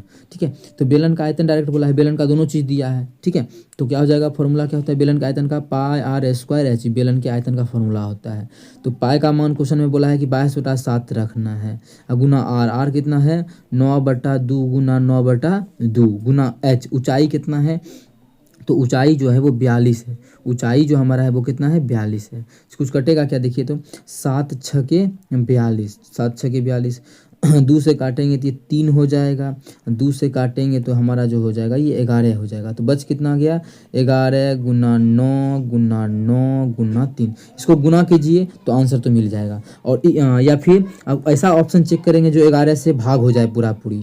ठीक है, अगर 2 3 का ऑप्शन होगा इससे अच्छा है कि सबका देखिए लास्ट में अलग है, इसमें 4 है, इसमें 8 है, इसमें 3 है, इसमें 1 है, तो यूनिट डिजिट पे निकाल लेते हैं। तो यूनिट डिजिट क्या होगा 3 7 9 तिया 27 7 और 7 9 63 3 और 3 गुना 1 3, मतलब यूनिट डिजिट पे 3 आ रहा है, जो भी आंसर होगा उसके लास्ट में 3 आएगा। एक ऑप्शन ही वाला है लास्ट में 3, देख सकते हैं एक ऑप्शन एक में लास्ट में 3 है, तो यही मेरा क्या हो जाएगा आंसर हो जाएगा। बिना इसको गुना किए ऐसे बना लिए, 11 के भाग वाला पे चेक करते तो क्या होता टाइम लगता, लेकिन यहाँ पे दिखा सबका यूनिट डिजिट अलग अलग है, इसलिए हम इस तरीके पे इसको बना सकते हैं। अगला क्वेश्चन बहुत डिटेल में बता रहे हैं, आप सोचता है जल्दी जल्दी बताना पड़ेगा। फर्नीचर की 3 वस्तुओं का औसत मूल्य इतना है, क्रय मूल्य का अनुपात इतना है, तो सबसे महंगी वस्तु देखिए औसत मूल्य दिया है कितना 15,915, यही दिया है कि क्या चीज़ इसका औसत मूल्य, और बोला है सबसे महंगी। इसका जो मूल्यों का अनुपात दिया हुआ है वो 3:5:7, मतलब पहला का अगर 3 अनुपात में दाम है तो दूसरा का 5 अनुपात में, तीसरा का 7 अनुपात में। ठीक है, यही अनुपात में क्या है इसका दाम है। तो जो भी आंसर होगा क्या होगा, पूछ रहा है सबसे महंगी वस्तु, सबसे महंगी वस्तु मतलब 7 अनुपात, जो भी आंसर होगा वो 7 का मल्टीपल होगा। 7 का मल्टीपल देख, पहला भी ऑप्शन 7 का मल्टीपल है, 7 का 7 7 42 7 का 7 हाँ बिल्कुल है। दूसरा ऑप्शन दूसरा कितना है 15,915 है, क्या इसमें 7 से भाग लगेगा, 7 दूना 14 1 और 4 19 7 दूना 14 5 और 1 5 और 1 का 7 7 49 नहीं, इसमें हमारा नहीं लगेगा, 7 से भाग 11 में तो नहीं लगा, मतलब ये तो नहीं होगा। पहला हो सकता है, पहला क्या हमारा हो सकता है अभी तक में दिखा ऑप्शन के थ्रू चले तो। चलिए दूसरा, तीसरा में 7 से भाग लग रहा है ना, 7 या 21, ये तो माने उस समय तो हमको नहीं पता रहता आंसर, चेक करते 7 या 21 1 और 2 12 है, 7 का 7 5 और 8 58 7 8 56 7 हाँ बिल्कुल हमारा इसमें भी लग रहा है 7 या 21 इसमें भी भाग लग रहा है। अगर हम चेक करें कि इसमें 95 और 49 में, इसमें अगर 7 से लग रहा है या नहीं लग रहा है, तो 7 का 7 2 और 5 7 चौके 7 या 21 4 और 4, इसमें भी हमारा भाग नहीं लग रहा है। तो 2 ऑप्शन तो छटा गया कि 2 ऑप्शन होगा नहीं, चाहे 1 होगा चाहे 3 होगा, जो कि 7 का। अब आगे अगर सॉल्व करें तो देखिए इसका आसान तरीका, यहाँ पे इसका औसत कितना आएगा 5 3 8 7 15, तो इसका योगफल हो गया 15, इसका क्या हो गया, योगफल हो गया 15 तीनों का। औसत निकालने का मतलब 3 से भाग करेंगे, 3 गो संख्या है ना, 3 से भाग कर दिए तो औसत कितना आ गया, औसत जो आ गया 5 अनुपात में, हम लोग का 5 रेशियो में। लेकिन एक्चुअल में जो अनुपात है वो हमारा है दिया हुआ 15,915। कितना दिया हुआ है, एक्चुअल में जो दिया है 15,915 दिया हुआ है। ठीक है, तो एक अनुपात का मान कितना आ जाएगा, यहाँ से काटेंगे तो एक अनुपात का मान 5 दिया 15, 5 का 5, 5 अट्ठे 5 का 5, 5 अट्ठे 40 और 5 दिया 15, 81 तो 83। लेकिन हमसे क्वेश्चन बोला है महंगी वस्तु, महंगा तो 7 अनुपात में है, एक अनुपात का मान इतना, तो 7 अनुपात का मान कितना हो जाएगा, 3183 गुना 7। बस हो गया आंसर। 7 लास्ट में यूनिट डिजिट पे एक आएगा, देखिए 7 लास्ट में एक आएगा यूनिट डिजिट पे, वही मेरा आंसर होगा। इसका इसमें एक है नहीं है, पहला लास्ट वाला सही होता, इसमें नहीं है एक लास्ट में गलत, इसी में लास्ट में एक है, तो यही मेरा ऑप्शन 3 इसका बिल्कुल करेक्ट हो जाएगा। कौन सा ऑप्शन, ऑप्शन 3। यूनिट डिजिट पे भी आंसर सॉल्व हो गया फटाक से। तो ये एक तरीका है क्वेश्चन को अच्छे ढंग से करने का। उम्मीद करते हैं आप लोग को अच्छे ढंग से समझ में आया होगा ये क्वेश्चन। हम क्या किए, इसमें 3 से गुना करके संख्या नहीं बनाए, इसी को औसत में कन्वर्ट किए तो 5 आ गया। कितना आ गया, 5, 5 का मान कर दिए। ऐसे भी क्वेश्चन बनता है, बनाया जा सकता है, नहीं बनाते हैं हम लोग। ये क्वेश्चन बहुत लंबा देखने से लग रहा है, देखते हैं क्या है। किसी वॉशिंग मशीन का अंकित मूल्य 41,000 है। वॉशिंग मशीन का दाम जो दिया हुआ है 41,000 दिया हुआ है। इसे 12% और 30% की 2 छूट कपड़े खुदरा में बेचा जाता है। बेचा कितना जाता है, जितना जितना करते जा रहे हैं, बेचा कितना जा रहा है, 2 गो छूट दिया, तो एसपी क्या हो जाएगा, एसपी तो 41,000 तो दाम था, 2 गो छूट दिया गया। पहला जो छूट है वो 12% का, अच्छा 12 का छूट देंगे तो कितना बेचेंगे उस चीज़ को बेचेंगे 88%, मतलब 88/100। ठीक है, गुना 30% का छूट देंगे तो कितना में बेचेंगे उस चीज़ को, 70 में बेचेंगे, तो 70/100, इतना इसका विक्रय मूल्य आ जाएगा। आगे क्या बोला है, खुदरा विक्रेता ग्राहक को 50% की छूट नया अंकित मूल्य पर, नया अंकित मूल्य पर क्या करता है वो 50% का छूट देता है। कितना छूट देता है, 50% का छूट देता है। इतना हो गया एसपी किसका, दुकानदार का। लेकिन ये आदमी क्या है, ये जो है खुदरा विक्रेता को बेचा गया, मतलब खुदरा विक्रेता खरीदा है, मतलब खुदरा विक्रेता का सीपी हो गया। तब ना खुदरा विक्रेता आगे क्या करेगा, इसको बेचेगा, जो भी करेगा। तो ये तो बेचा है दुकानदार, लेकिन खुदरा विक्रेता का क्रय मूल्य हो गया, इसको ऐसे ही रहने देते हैं। आगे बोला है खुदरा विक्रेता 50% की छूट देकर क्रय मूल्य पर 25% लाभ कमाना चाहता है, तो कितना लिखना चाहिए उसको। अब देखिए यहाँ से एक तरीका आप लोग को बताए हैं, क्या बोला है, छूट भी दिया है और लाभ भी कमाना चाहता है। तो एमपी और सीपी के बीच रिलेशन आप लोग को बताए हैं, क्या कि एमपी में तो जोड़ देते हैं लाभ को, एमपी में जोड़ देते हैं लाभ को, और 25 था तो जोड़ दिए, और सीपी में घटा देते हैं कितना को, छूट को घटा दिए। ये आप लोग को हम एक डेली लगभग जब जैसे भी लाभ हानि का क्वेश्चन करवाते हैं, ऐसा क्वेश्चन हर एक सेट में लाते हैं, इससे आप लोग को यूट्यूब पे डेली क्लास में मिलता ही होगा। तो ये हमारा कितना हो गया, 125% हो गया। इधर हमारा घटाएंगे तो 50 हो गया। इसको काट के और छोटा कर लेते हैं, जब इसको काटेंगे तो यहाँ से हो जाएगा 25 दूना 50, और ये हो जाएगा 25 5 125। कितना हो गया, 2:5। भैया कितना हो गया, ये 5:2 हो गया। मतलब ये हो गया, मतलब लिखेंगे जो वो 5 अनुपात में, और खरीदा जो है वो 2 अनुपात में। तो 2 अनुपात का ना मान यहाँ दिया हुआ है, इसे काट के निकाल लेते हैं। तो 2 गो जीरो से 2 गो जीरो खत्म, और खत्म होगा, ये 2 गो जीरो से 1 और 2 गो जीरो खत्म।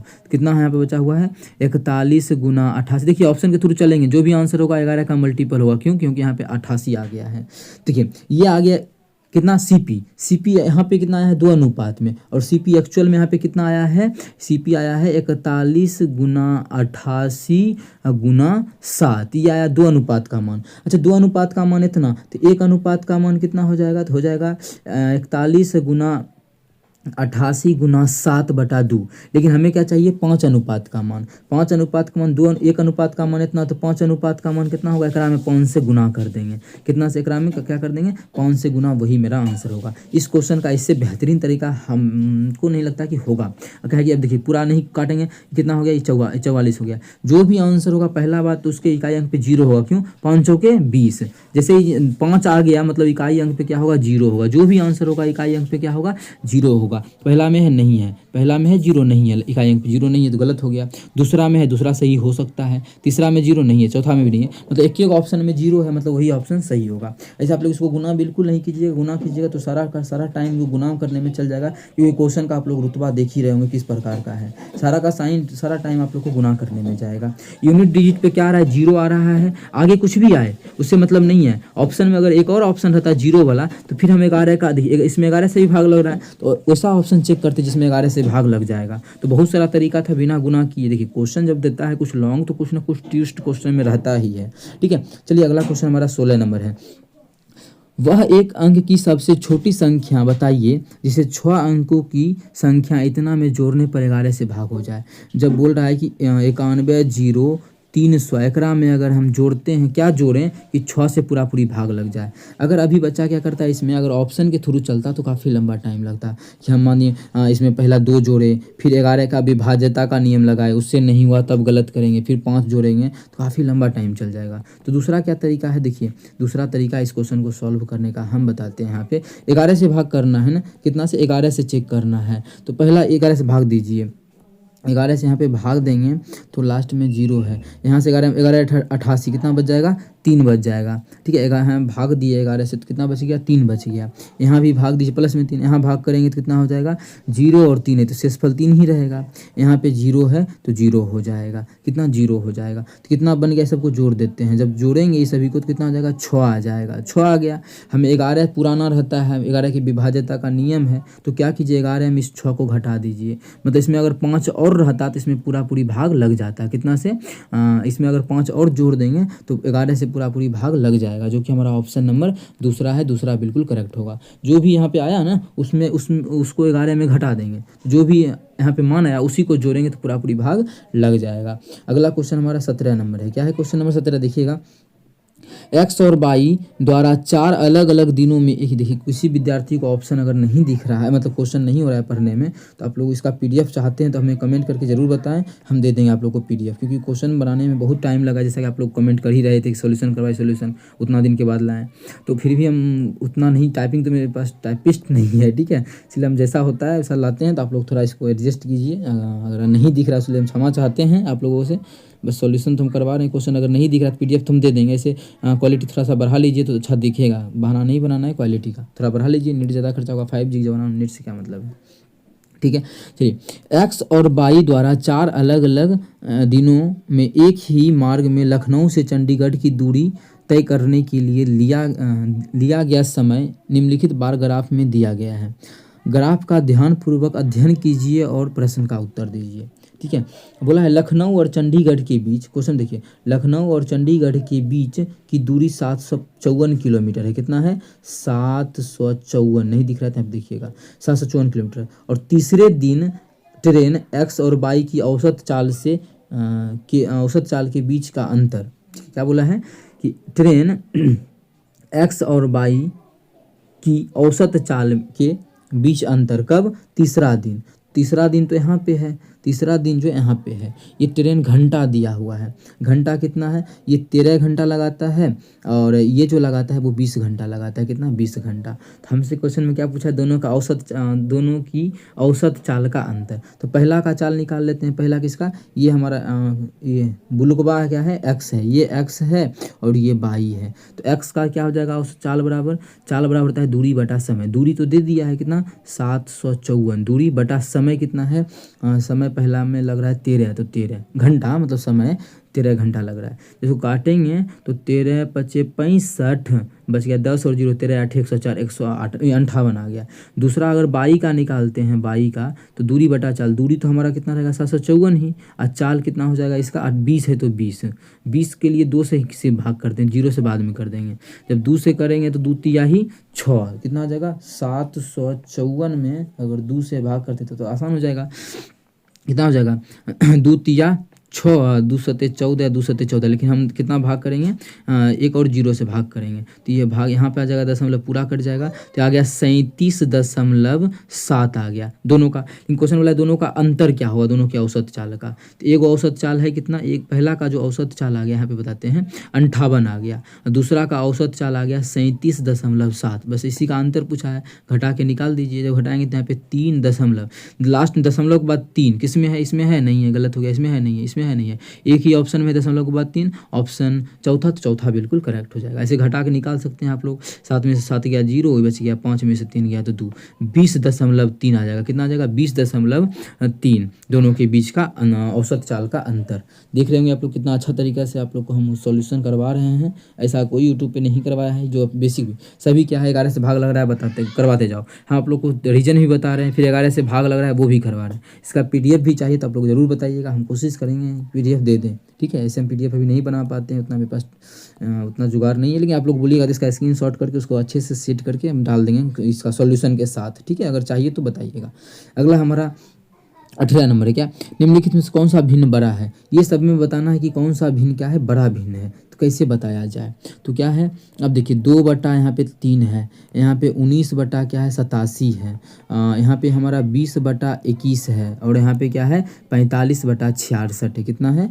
66 है। कुछ कटने वाला भी चीज़ है, काट के नहीं दिया गया है। इसको जैसे काटेंगे 3 से काटेंगे तो ये 5 हो जाएगा, ये 22 हो जाएगा। 15 बटा 22 हो जाएगा 3 से काटेंगे। इसको कहें ना हम 15 बटा 22 से लिख दें, ये हमारा जो है 15। अच्छा, इसको अब यही रख देते हैं जिसे 15 बटा 22 लिखेंगे, लेकिन यहाँ पे नहीं, जिससे बच्चा को दिखे ना कि कहाँ, नहीं सोचेगा 45 बटा वो काट दिए। ये सब काटेंगे, इसको हम यहाँ पे काटने का सिंबल दे देते हैं, तब ये काटेंगे तो अबे यार मिट जाए। हाँ, कितना हो जाएगा? 15 बटा 22 हो जाएगा। और कुछ कटेगा क्या? बिल्कुल ये भी कट जाएगा। इसको काटेंगे 3 तिया 9, 29 तिया 87, तो कितना आ जाएगा? 3 बटा आ जाएगा 29। कितना आ जाएगा? 3 बटा 29 आ जाएगा। सबसे बड़ा भिन्न पूछा है। देखिए ऑप्शन के थ्रू चलना नहीं है हमें इस क्वेश्चन में। तो हाँ, अगर लघुत्तम लेके बनाते हैं, लघुत्तम तो ले लेते हैं। यहाँ पे 29 आ गया, यहाँ पे 22 आ गया, काफ़ी लंबा टाइम। तो दूसरा क्या तरीका है, क्रॉस गुना कीजिए। इस दोनों को गुना करेंगे, 29 दूना कितना होगा? 58, 3 तिया कितना होगा? 9। तो कौन सा इस दोनों में हमसे बड़ा भिन्न बोला है, तो बड़ा पकड़ते जाएंगे। इस दोनों में बड़ा कौन सा है? तो ये बड़ा हुआ, ये तो छोटा हो गया, तो ये तो गलत हो गया। जो बड़ा हुआ उसको अब रखने देते हैं, और इसका 58 खत्म, पता चल गया। अब हम इस दोनों को क्रॉस चेक कर लेते हैं। इस दोनों को जब गुना करेंगे तो कितना हो जाएगा? 20 तिया 60, और इस दोनों को 21 दूना 42। तो कौन सा बड़ा है? 42 बड़ा है कि 60 बड़ा है? तो आप लोग बोलेगा 60 बड़ा है, तो ये खत्म हो गया 60। अब इस दोनों में चेक करना है। जैसे इस दोनों में चेक करेंगे, ये खत्म कर देंगे। तो इस दोनों को गुना करेंगे तो 22 दूना 44, 440। इसको गुना करेंगे तो 15 का 15, बाकी 1, 15 30 1 31। तो इस दोनों में कौन सा बड़ा है? तो ये हमारा बड़ा है, ये छोटा है। तो टोटल ओवरऑल कौन सा बड़ा आ गया? तो ओवरऑल सब मिला के आ गया बड़ा 20 बटा 21। कितना आ गया? 20 बटा 21, जो कि हमारा ऑप्शन नंबर दूसरा है। तो दूसरा ऑप्शन हमारा बिल्कुल करेक्ट आंसर हो जाएगा। कौन सा ऑप्शन? दूसरा ऑप्शन। उम्मीद करते हैं दोस्तों समझ में आ गया होगा। कहीं भी किसी प्रकार का कोई भी दिक्कत हो किसी भी क्वेश्चन में, कमेंट करके पूछ सकते हैं। इसका और भी तरीका अगर आप लोग को जानना है तो और भी तरीका हम यहाँ पे बताते हैं इसको सॉल्व करने का। इसका एक ही तरीका नहीं है, इसका 1000 तरीका है, ठीक है। इसी क्वेश्चन का अगर दूसरे तरीका से कोई सॉल्व करना चाहता है तो दूसरा तरीका देखिएगा। इसको हम यही छोड़ देते हैं। इसी को हम यहाँ पे कितना नंबर था PDF, ये 19 नंबर है ना, 19 को ही कॉपी करके दूसरा तरीका इसी का हम यहाँ पे बताते हैं। 19, ठीक है। 19 में इसी को यहाँ से हम डिलीट कर लेते हैं और इसको यहाँ पे सेव कर देते हैं पहले, ठीक है। इसी का दूसरा क्या तरीका होगा इस क्वेश्चन का, देखिए। काट के तो यहाँ निकाल ही चुके हैं। ये कितना हो गया? ये जो हमारा काट के दिया हुआ है ये 3 बटा 29। कितना है? ये जो हमारा है 3 बटा 29 है। इसको एक बार हम लिख लेते हैं फिर से, ठीक है। कितना है ये हमारा है 3 बटा 29 है। अब ये काटेंगे तो आ जाएगा 15 बटा 22। तो आसान तरीका क्या है? ऐसे तो दिख रहा है, इसका मानिए 2 का 3 टुकड़ा हो रहा है, बता सकते हैं। लेकिन यहाँ 3 का 29 टुकड़ा हो रहा है, ये तो सबसे छोटा है, जिसको हम कहीं ले ही नहीं जाएंगे। यहाँ 15 का भी 22 टुकड़ा हो रहा है, ये भी मान बहुत छोटा होगा। ये भी मेन रहा भी, ये दोनों को चेक करना। इस दोनों का 23 चेक कर लेंगे। इस दोनों 42, अब 20 तिया 60, कौन सा बड़ा? ये बड़ा, तो यही आंसर हो जाएगा, ठीक। और भी तरीका दूसरा यहाँ से यहीं से बताए दूसरा तरीका। तो इस दोनों ऊपर का लिख लेना है, लिख लीजिए। दोनों के बीच का डिफरेंस कितना? 1 से भाग कर देंगे। अब देखिए यहाँ पे ऊपर का लिख लिए 3, इस दोनों के बीच का डिफरेंस कितना है? 29, तो 26 से भाग कर देंगे। इस दोनों ऊपर का लिख लिए 20, इस दोनों के बीच का डिफरेंस कितना? 1 से भाग करेंगे। यहाँ इस दोनों का ऊपर का लिख लिए, दोनों के बीच का डिफरेंस 7 है। पहले देखिए 15 का 7 टुकड़ा 2 आएगा, यहाँ पे क्या आएगा? 2 आएगा। यहाँ पे 20 आ रहा है, तो सबसे बड़ा कौन सा है? सबसे बड़ा हमारा 20 वाला है। 20 वाला मतलब ये बड़ा है, ये हमारा ऑप्शन 2 में है। चलिए बहुत सारा तरीका बता दिया आप क्या। अगला क्वेश्चन हमारा है क्वेश्चन नंबर 19। क्या है? निम्नलिखित का मान ज्ञात कीजिए। अब इसका मान ज्ञात करना है। सबसे पहले क्या करेंगे? छोटकी ब्रैकेट, यहाँ भी है 5 7 35 7 आ गया। यहाँ हमारा है ब्रैकेट में, यहाँ सॉल्व करेंगे 2 आ जाएगा। 2 से ही 2 कट गया, इधर हो गया 7 गुना ब्रैकेट में कितना काटेंगे तो 2 और इधर 25 2 27। इसको गुना करेंगे 7 7 49 के 9, 7 7 49 के 9 बाकी 4, 7 दूना 14 4 18, 189 आ जाएगा। कितना आ जाएगा 189, जो कि पहला ही ऑप्शन में है। पहला ऑप्शन हमारा बिल्कुल करेक्ट आंसर हो जाएगा। कौन सा ऑप्शन? पहला ऑप्शन। चलिए अगला क्वेश्चन कर लेते हैं। क्वेश्चन नंबर जो हमारा है 20 है। क्या है? एक संख्या को 50% बढ़ाने पर 3720 प्राप्त होता है, तो वह संख्या। अच्छा, कोई भी 50% का फ्रैक्शन वैल्यू जो होता है वो 1/2 होता है। मतलब कोई संख्या पहले अगर 2 था, उसमें 50%, 2 का 50% 1 हो गया, 1 बढ़ा दिए तो कितना हो गया 3। तो 3 तो हो रहा है 1 बढ़ाने पर, 50% बढ़ाने पर, लेकिन एक्चुअल में 3 नहीं हो रहा है। एक्चुअल में जो रहा है 3720 हो रहा है। तो कितना गुना हो रहा है? यहाँ से काटेंगे तो एक अनुपात का जो माना जाएगा, 3 का 3, 3 दूना 6, 3 चौके 12, ये आ गया 1240। क्वेश्चन में बोला है कि वह संख्या तो 2 अनुपात में है। एक अनुपात का मान इतना, तो 2 अनुपात का मान कितना हो जाएगा? अगर हम 1240 से गुना कर देंगे तो हो जाएगा 12 दूना 2400, 40 दूना 80, 2480। मतलब वह संख्या जो हो जाएगा वो हमारा 2480 हो जाएगा, जो कि ऑप्शन नंबर चौथा में है। तो चौथा ऑप्शन हमारा बिल्कुल करेक्ट आंसर हो जाएगा। कौन सा ऑप्शन? चौथा ऑप्शन। चलिए अगला क्वेश्चन कर लेते हैं। किस नंबर? अभी भी बहुत सारा क्वेश्चन है। अगर अच्छा लगता है तो अपने सभी दोस्तों के साथ हमारे इस चैनल को ज़्यादा से ज़्यादा शेयर करें। अगर आप लोग चैनल पर नए हैं तो चैनल को सब्सक्राइब भी कर लें। जैसा कि आप लोग को लगता है आप लोग थोड़ा सा भी मेहनत करते हैं, जरूर अपने सभी दोस्त मित्रों के साथ शेयर करें। इतना अच्छा सोल्यूशन हमको नहीं लगता कोई करवा रहा होगा एक ही, नहीं तो सब क्या कर रहा है, ये भाग लग रहा है। हाँ ठीक है, 11 से विभाजित का नियम, ऑप्शन ई सी। ठीक है, आगे चलते हैं। ये आप लोग को हम सभी क्वेश्चन का बारीकी से समझा रहे हैं। क्या? दो संख्याओं का HCF एलसीएम दिया हुआ है। HCF एलसीएम इतना है। यदि एक संख्या दूसरी संख्या की 9/2 गुनी है तो संख्या ज्ञात कीजिए। संख्या ए और बी है मानिए, ठीक है। एक संख्या जो है दूसरी संख्या की 9/2 गुनी है। 9/2 गुनी है एक संख्या दूसरी, मतलब एक संख्या मान लेते हैं निचल का 2, तो दूसरी संख्या क्या हो जाएगा? 2 का 9/2 गुना, काटेंगे तो दूसरी संख्या कितना आ जाएगा? 9 आ जाएगा। इसीलिए हम नीचा वाला मानते हैं, कट जाता है, ये 2 आ जाएगा। यहाँ पे हमें नहीं पता है तो मान लेते हैं कि आसान तरीका बताते हैं। कुछ भी अनुपातिक संख्या मान लिए, अनुपात निकला था मान लिए। अब देखिए आसान तरीका, बड़ी संख्या बोला है ना, तो सबसे पहले बड़ी संख्या जो भी होगा, बड़ी संख्या इस दोनों में से कौन सा है? तो बड़ी संख्या हमारा ये है। मतलब जो भी आंसर होगा वो 9 का क्या होगा? मल्टीपल होगा। तो ऑप्शन के थ्रू चल सकते हैं। ऑप्शन के थ्रू जो देखते हैं जो भी आंसर 9 का मल्टीपल कौन सा है, फिर बेस इसका सॉल्व भी कर सकते हैं। 9 का 5 4 9 9 1 10, ये 10 हो गया। क्या 9 का मल्टीपल 10 में 9 से भाग लगता है? नहीं लगता है। तो 9 का मल्टीपल ये हमारा 9 का मल्टीपल नहीं है। यहाँ पे 8 6 14 1 14 1 15, क्या 15 में 9 से भाग लगता है? नहीं लगता है। इस संख्या में भी 9 से भाग नहीं लगेगा। 7 1 8 1 9, कितना आ गया? 7 1 8 1 9। 9 में 9 से भाग लगता है? हाँ लगता है, मतलब इस संख्या में भी 9 से भाग लगेगा। आगे 4 2 6 1 7, क्या 7 में 9 से भाग लगता है? नहीं लगता है, तो ये भी गलत हो गया। तो एक हमारा ऑप्शन नंबर तीसरा ही बिल्कुल करेक्ट है, ठीक है। ये तो हो गया, लेकिन अगर ये भी गलत, ये भी गलत, ये भी गलत, लेकिन अगर निकालना हो तब नहीं, तो वही हम बताना चाह रहे हैं यहाँ पे। तो क्या होता है फॉर्मूला? पहली संख्या गुना दूसरी संख्या। पहली संख्या क्या है? 2k, दूसरी संख्या क्या है? 9k। पहली संख्या गुना दूसरी संख्या बराबर एलसीएम गुना HCF। एलसीएम HCF गुणों को गुना कर देंगे। LCF कितना था? 57, एलसीएम इतना। जब गुना करेंगे 2 से काटेंगे तो ये हमारा 57 हो जाएगा। कितना हो जाएगा? 57। 3 से काटेंगे तो 3 हो जाएगा, 3 से काटेंगे तो 19 या 57, 3 से काटेंगे तो 19 आ जाएगा। कितना आ गया? k² बराबर जो हो गया मेरा 19 गुना 19, गुना नहीं करेंगे, लिख देंगे। अब देखिए k² है, उधर जाएगा तो रूट हो जाएगा, मतलब एक k आ जाएगा, 19 आ जाएगा। मतलब k का जो माना गया 19, हम क्या माने थे? बड़ी संख्या 19k, क्या था? 19k, 19 गुना k। तो 19 गुना k का मान कितना है? 19 है। 9 गुना 19, तो गुना करेंगे तो 19 नामा 171, मतलब बस बड़ी संख्या 171।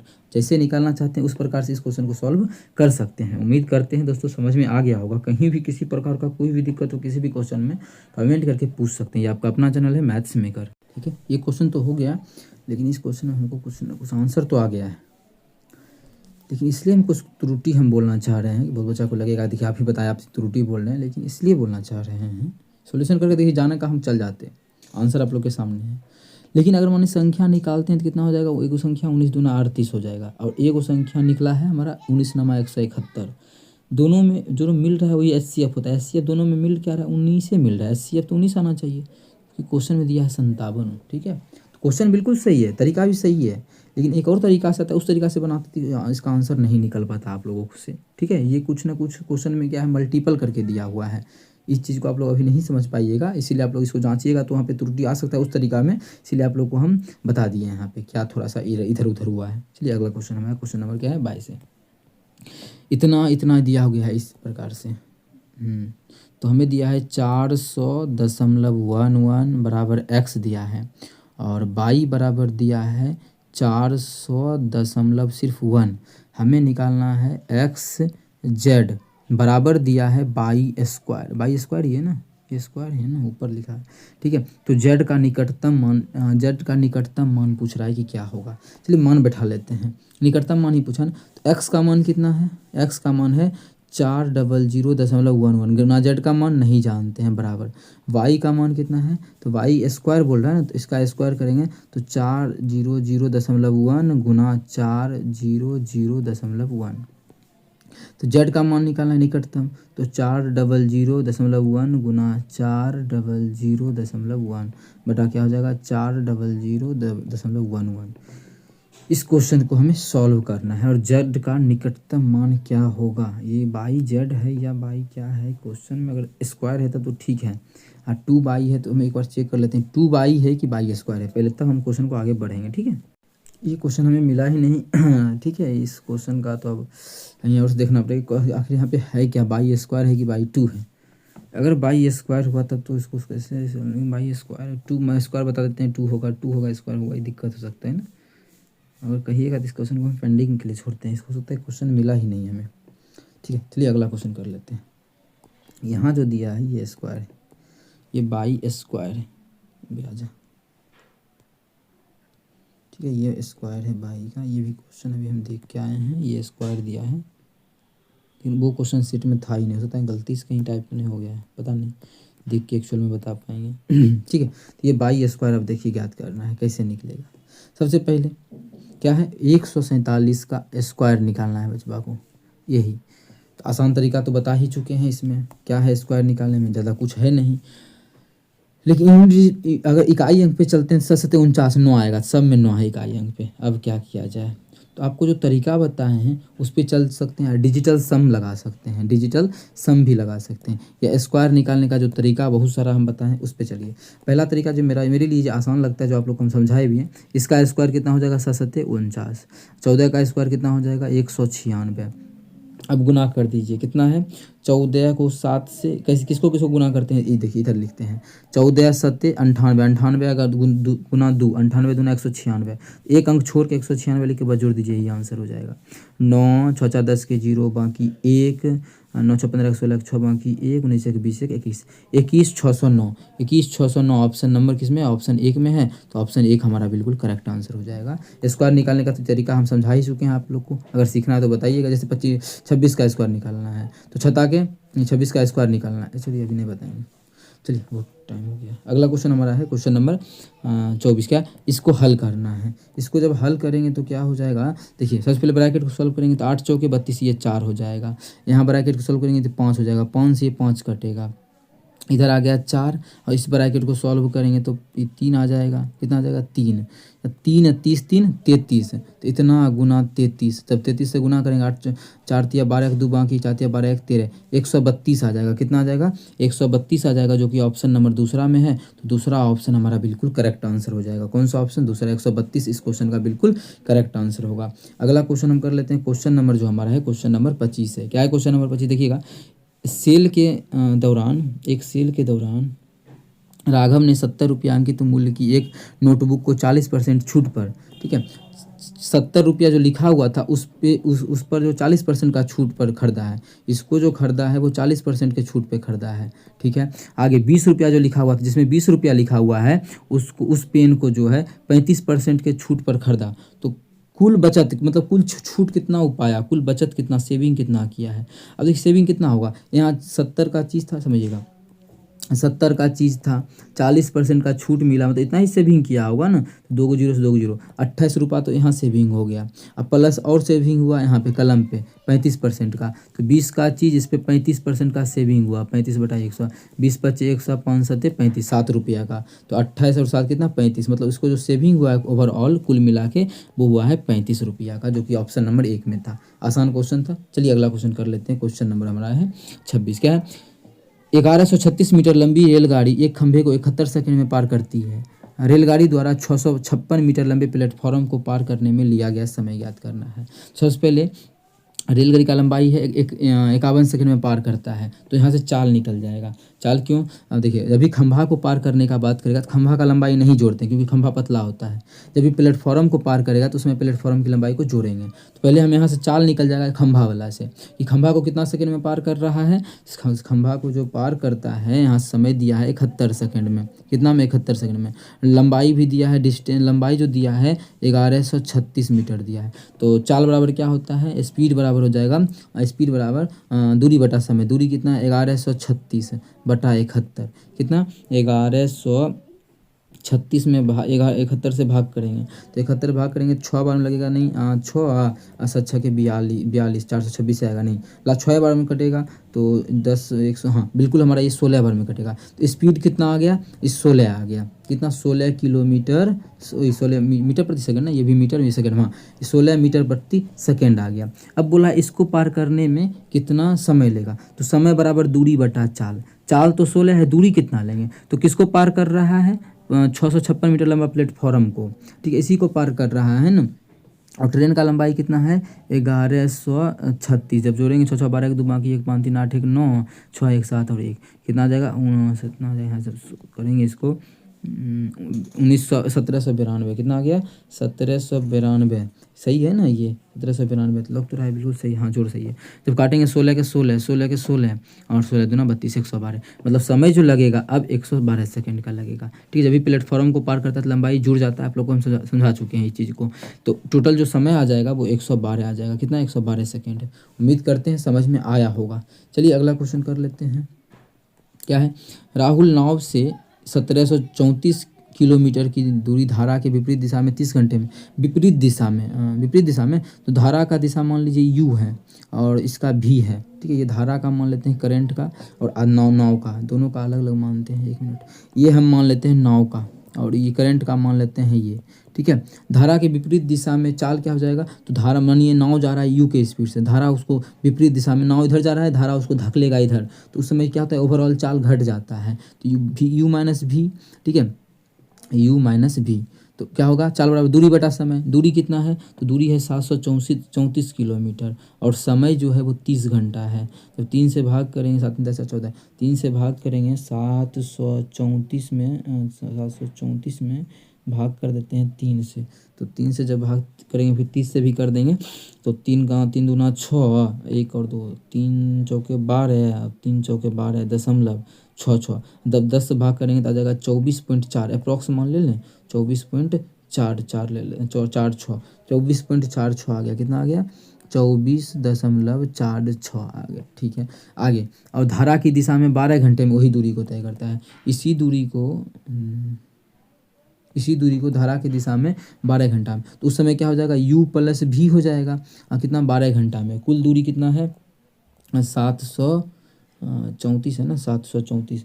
कुल दूरी जो है 734 है। अब 12 घंटे में तय कर रहा है तो 12 से भाग कर देंगे तो 12 6 के 72, 1 और 4 बरका 12, फिर बरका 12 6 मतलब आ जाएगा 61.16। इतना ले लेते हैं और आगे नहीं लेंगे।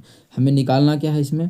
तो धारा की चाल ज्ञात करना है। धारा की चाल मतलब हमें भी ज्ञात करना है। तो भी जब ज्ञात करना है तो करते क्या है? घटाते हैं। तब यू को कटवा देंगे, डायरेक्ट भी निकल जाएगा। ठीक है, माइनस करेंगे तो माइनस ई माइनस घटा दिए, ये तो कट जाएगा, इधर बचेगा -2 भी बराबर। इधर जब 61.66 में 61.66 में कितना है? 61.66 नहीं माने हम, माने 61.16। इसमें घटा देंगे 24.46। जब घटाएंगे तो ये आ जाएगा हमारा, घटा देते हैं, 6 में से 6 गया तो 0 हो जाएगा। ये बच गया हमारा 10 में से 4 गया तो 6, इधर ठीक है। तो हमारा ये आ जाएगा 36.7। कितना आ जाएगा? माइनस में आएगा। माइनस से माइनस 2 से जब काटेंगे तो भी बराबर हो जाएगा 18 दूना 36.3, फिर 3 दूना 6, 2 5 10, 18.35 किलोमीटर पर घंटा। तो धारा का जो चाल आ गया वो 18.35 किलोमीटर पर घंटा, जो कि ऑप्शन नंबर दूसरा है। तो दूसरा ऑप्शन हमारा बिल्कुल करेक्ट होगा। अगला क्वेश्चन कर लेते हैं। क्या है? 16 वस्तु का विक्रय मूल्य 12 वस्तु के क्रय मूल्य के बराबर है। ऐसा तो बहुत सारा क्वेश्चन करवाए हैं। 16 वस्तु का क्या है एसपी बराबर है 12 वस्तु के सीपी के। यहाँ से जब रेशियो निकालेंगे 4 चौक 16 या 4 तिया 12, तो एसपी या सीपी बटा एसपी निकाल लेते हैं। सीपी बटा एसपी क्या आ जाएगा, सीपी हम निकाले बटा एसपी किए तो आ गया 4/3। इसका मतलब कोई चीज़ 4 का है तो बेच रहा है 3 में, तो पहला बात लाभ या हानि होगा। देखिए तो 4 का चीज़ है 3 में बेच रहा है, हानि होगा। जब हानि होगा तो लाभ वाला ऑप्शन ये भी, लाभ का ये भी खत्म, लाभ का ये खत्म। 2 और 3 तो खत्म हो गया क्योंकि लाभ दिया था। आंसर अब 1 हो सकता है या 4 हो सकता है, तो पता तो है नहीं, तो कैसे पता चलेगा। देखिए कितना का इसको हानि हो रहा है, 1 का हानि। किस पर, हमेशा क्रय मूल्य पर देखते हैं। क्रय मूल्य 4 है, प्रतिशत निकालना है तो 100 से गुना करेंगे, काटेंगे तो 25 चौक 100, मतलब 25% का जो हो रहा है इसको हानि हो रहा है, जो कि हमारा ऑप्शन नंबर चौथा में है। तो चौथा ऑप्शन हमारा बिल्कुल करेक्ट आंसर हो जाएगा, चौथा ऑप्शन 25% का हानि। चलिए हाँ, आगे है by cube minus 1, by cube minus 1 का व्युत्क्रमानुपाती x है। इसका जो व्युत्क्रमानुपाती ये x है, मतलब 1/x व्युत्क्रमानुपाती x है, ठीक है। बाई बराबर 3 रखने पर x का मान 6 आता है, तो जब 8 रखेंगे तब क्या आएगा, ये चीज़ हमें दिया हुआ है। तो यहाँ से इसको पहले एक अनुपातिक मान ज्ञात करते हैं। एक अनुपात यही दिया है ना कि एक्स क्यूब माइनस 1 का व्युत्क्रमानुपाती जो है वो x है, बाई क्यूब माइनस 1 का। तो एक अपने मन से बाई क्यूब माइनस 1 बराबर मान लेते हैं, इसको हटा दिए, हटाएंगे तो बराबर का चिन्ह आता है, तो k/x। यहाँ से जब बोल रहा है कि 3 रखते हैं बाई का मान तो x का मान 6 आता है, तो रख देते हैं। जब बाई का मान 3 रखेंगे, 3 का क्यूब माइनस 1 बराबर k/6, 6 आ रहा है, तब यहाँ से k का मान निकल जाएगा।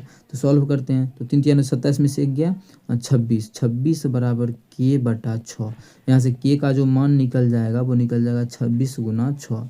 हमें ज्ञात करना है जब इसका मान 8 रखेंगे तब क्या होगा, किसमें, इसी में। क्या है, बाई क्यूब माइनस 1 बराबर k/x, ठीक है। जब कितना बाई का मान जो रखेंगे 8 रखेंगे, चलिए रख देते हैं। तो 8 का क्यूब माइनस 1 बराबर k का मान हम लोग जान चुके हैं कितना, 26 गुना 6 बटा, तब x का मान क्या होगा यहाँ से निकाल देंगे। जब सॉल्व करेंगे तो बाई 508 का क्यूब 512 में से गया तो 511, कितना आ जाएगा, बराबर हो जाएगा 26 गुना 6/x, ठीक है। 511 में क्या 13 से भाग लगता है, अगर काट के देखें तो आंसर तो अच्छा बटा में दिया हुआ है ऑप्शन, ठीक है। तो यहाँ से x बराबर कितना हो जाएगा, तो x बराबर हो जाएगा 26, 6 के 36, 6 बाकी 3, 6 तिया 12, 3 15, 156 बटा, ठीक है। ये कितना हो जाएगा बटा में 511। समझ में आया ना कैसे किए, एक बार हम फिर सॉल्व की कर देते हैं। जब कोना कोनी गुना करेंगे तो जाएगा 511x बराबर 26 गुना 6 भी कितना आता है 156। तो यहाँ से x बराबर जो निकलेगा वो निकलेगा 156 बटा 511, तो x का मान आ गया, ठीक है। जब x का ऑप्शन नंबर डी में जब x का मान 8 रखेंगे तो बाई का जो मान आ जाएगा 156 बटा 511, जो कि ऑप्शन नंबर चौथा है। चलिए अगला क्वेश्चन हमारा है क्वेश्चन नंबर 30। क्या एलसीएम, अच्छा हमको दिया है एक संख्या दूसरी संख्या निकालना है। क्या था फॉर्मूला, पहली संख्या गुना दूसरी संख्या बराबर एलसीएम गुना एचसीएफ। एलसीएम कितना है 114 गुना एचसीएफ 19 बराबर पहली संख्या गुना दूसरी संख्या नहीं जानते, निकालना है। हो गया आंसर। जब काटेंगे तो 19 दूना 38, तो दूसरी संख्या जो आ गया वो 38 आ गया, मतलब दूसरी संख्या कितना आ जाएगा 38। फॉर्मूला पे सेट हो गया, आप लोग खुद से भी कर सकते हैं, आसान है। अगला हमारा है एक कस्बे की जनसंख्या इतना है, प्रति वर्ष इस रेट से बढ़ रहा है। 3 वर्ष पहले 2 वर्ष की पूर्व जनसंख्या में, दोनों में अंतर पूछा है। वाह अच्छा क्वेश्चन दे दिया। देखिए 18,000 अभी है वर्तमान में, प्रति वर्ष 25% की दर से बढ़ रही है। अब देखिए 25% की दर से बढ़ रहा है प्रति वर्ष, तो 25% का फ्रैक्शन वैल्यू कितना होता है 1/4 होता है। कितना होता है 1/4, मतलब अगर 4 था अगर पहला साल, तो बढ़ के अभी हो गया 25% बढ़ गया, मतलब 1 बढ़ के 5 हो गया, ठीक है। फिर अगर दूसरा साल भी 4 था तो ये 5 हो गया, ये 2 साल का हो गया। अब देखिए आसान तरीका से हम बता रहे हैं आप लोगों को। अगर 3 साल का बात करेगा तो फिर क्या होगा, ये इतना तो रहेगा ही रहेगा, फिर अगला साल 4 से 5 हो जाएगा। कितना हो जाएगा 4 से 5, यही ना, यही हमारा होगा। अगर यहाँ की बात करें तो यहाँ पे हमारा 4 चौके 16 आइए 5 25, यही होगा, ठीक है। ये है 2 साल पहले का, और 3 साल पहले का कितना हो जाएगा 4 चौक 16 चौक 64, ये हो जाएगा 5 25 25 25 125, ये हो जाएगा 3 साल पहले का कहानी। ये हमारा 2 साल पहले है, ये हमारा 3 साल पहले है। क्वेश्चन में क्या बोला है, 3 साल पहले और 2 साल पहले। अब देखिए पहले 3 साल पहले निकाल देते हैं कितना होगा, और 2 साल पहले, दोनों का अंतर ज्ञात करना। अंतर तो हमेशा प्लस में होता है, तो 2 साल पहले क्या होगा, ज़्यादा होगा, और 3 साल पहले उससे भी कम होगा। तो पहले हम यही से निकालते हैं। तो समझिएगा, इसको सॉल्व नहीं करना है, एक आसान तरीका, हम बार बार इसको इसलिए लिखे हैं कि आसान तरीका बताएंगे। प्रेजेंट में इसका कितना है, 1,80,000, और यहाँ पे कितना है, 25 है। तो बोल सकते हैं 25 का मान हो गया 1,80,000, 1,80,000 इतना कर देते हैं, ठीक है। तो एक यहाँ से 1 अनुपात का मान कैसे निकलेगा, बटा 25 कर देंगे। लेकिन हमें तो 2 साल पहले तो 16 अनुपात में था, तो 16 का मान यहाँ से 16 से गुना किए, तो ये हमारा आ गया 2 साल पहले। सेम उसी प्रकार से यहाँ जब करेंगे तो ये आ जाएगा 1,80,000 अभी वर्तमान में, ठीक है, वर्तमान में आ गया। लेकिन हम बात करेंगे 1 अनुपात का मान दी खत्म हो गया, बटा आ जाएगा 125। लेकिन अगर हम बात किए 3 साल पहले का, 3 साल पहले 64 अनुपात में था, तो यहाँ पे गुना 64। हमें इस दोनों का अंतर पूछा है क्वेश्चन में। क्वेश्चन में जो निकालना है इस दोनों का अंतर। देखिए अंतर में भी जो भी आंसर होगा क्या हो, कैसे निकलेगा, इसी चीज़ में मेन हमें टाइम को सेव करना था बच्चा को। अंतर निकालना है तो यहाँ पे दोनों में क्या कॉमन आएगा, देखिए तो 1,80,000, तो 1,80,000 कॉमन ले लेते हैं, 1,80,000 कॉमन ले लिए। तो बचा क्या, इधर बच गया 16/25, कितना आ गया यहाँ पे जो आ गया 16/25 कट जाएगा, लेकिन ना माइनस, इधर कितना आ गया 64/125, कितना आ गया 64/125 आ गया। क्या आधार इसका सेम कर दे, तब काटने उठने में मजा आएगा। तो आधार सेम करेंगे तो 25 यहाँ 5 से गुना करेंगे तो यहो बन जाएगा, यहो देखिए मान वही है, अभी भी 5 से 5 कट गया, तो 1,80,000 तो होगा ही होगा, 1,80,000 गुना। तब इसको सॉल्व करेंगे तो 80 हो गया, 80 में से 64 गया तो कितना हो जाएगा 16 ही आएगा ना, 64 6 70 10 80 बटा नीचे में कितना आ गया 125। यही मेरा आंसर हो जाएगा, यही मेरा आंसर होगा। देखिए अब 2 को जीरो को हटाते हैं यहाँ से, वो क्यों, 2 को जीरो को देखिए क्या हटाएं, 2 को जीरो का मतलब हम लिख सकते हैं इसको 100, यहाँ से काटने में ये आसानी होगा, या फिर 3 को जीरो हटाएंगे तो 1,000, तब काटने में और मजा आएगा। 3 को जीरो को हटाते हैं तो गुना 1,000 यहाँ से हटाए, काहे कि ऐसा देखिए 25 से काटेंगे तो 8 बार में कट जाएगा। तो जो भी आंसर होगा लास्ट में तो क्या को जीरो होगा, ए को जीरो होगा लास्ट में, जो है देखिए ए को जीरो आ जाए, ए को जीरो कितना तीनों में है, तीनों में, इसमें भी सब में, चारों में है। तो जीरो के अलावा क्या आएगा, गुना कर लेते हैं, 8 6 48, 8 8 8 ही 64 4 आएगा, मतलब 40 आएगा। क्या इसमें 40 है, नहीं है, इसमें है, नहीं है, इसमें है, नहीं है, एक ही ऑप्शन में, ऑप्शन तीसरा में है, तो तीसरा ऑप्शन हमारा बिल्कुल करेक्ट आंसर होगा। कौन सा ऑप्शन, तीसरा। ऐसे आप लोग इसको सॉल्व कर लीजिए, सभी क्वेश्चन का आंसर आप लोग के सामने अच्छे से दिख रहा होगा। इतना बेहतरीन तरीका हम क्वेश्चन को सॉल्व करवा के बता रहे हैं। ये क्वेश्चन काफ़ी लंबा है, वीडियो भी काफ़ी बड़ा हो गया। कितना क्वेश्चन और है, 3 क्वेश्चन और है ना, कर लेते हैं। देखिए प्रथम वर्ष के प्रथम 3 महीनों में मानव की प्रति माह औसत इतना था।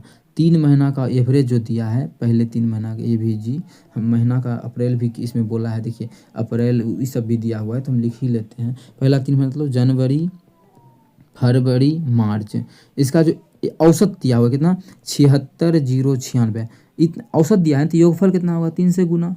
देखते हैं ट्रिक पे बनेगा तो इस पर 3 को हटा देंगे, अभी लिख लेते हैं, ठीक है। अप्रैल में उसकी आय प्रथम 3 वर्षों की औसत आय से 75% अधिक है। अप्रैल में जो उसका औसत आयु है, क्या है औसत आय, इससे 75% अधिक है। कितना, इससे औसत आय से, तो औसत आय कितना है 76,096, इसका 75% अधिक मतलब 175/100 है, अधिक हो गया। अप्रैल का बात कीजिए, AP का, यहाँ से काटेंगे दिया जाएगा 25 सत्ते, इसको काटेंगे 25 चौके, मतलब 7/4 आ गया।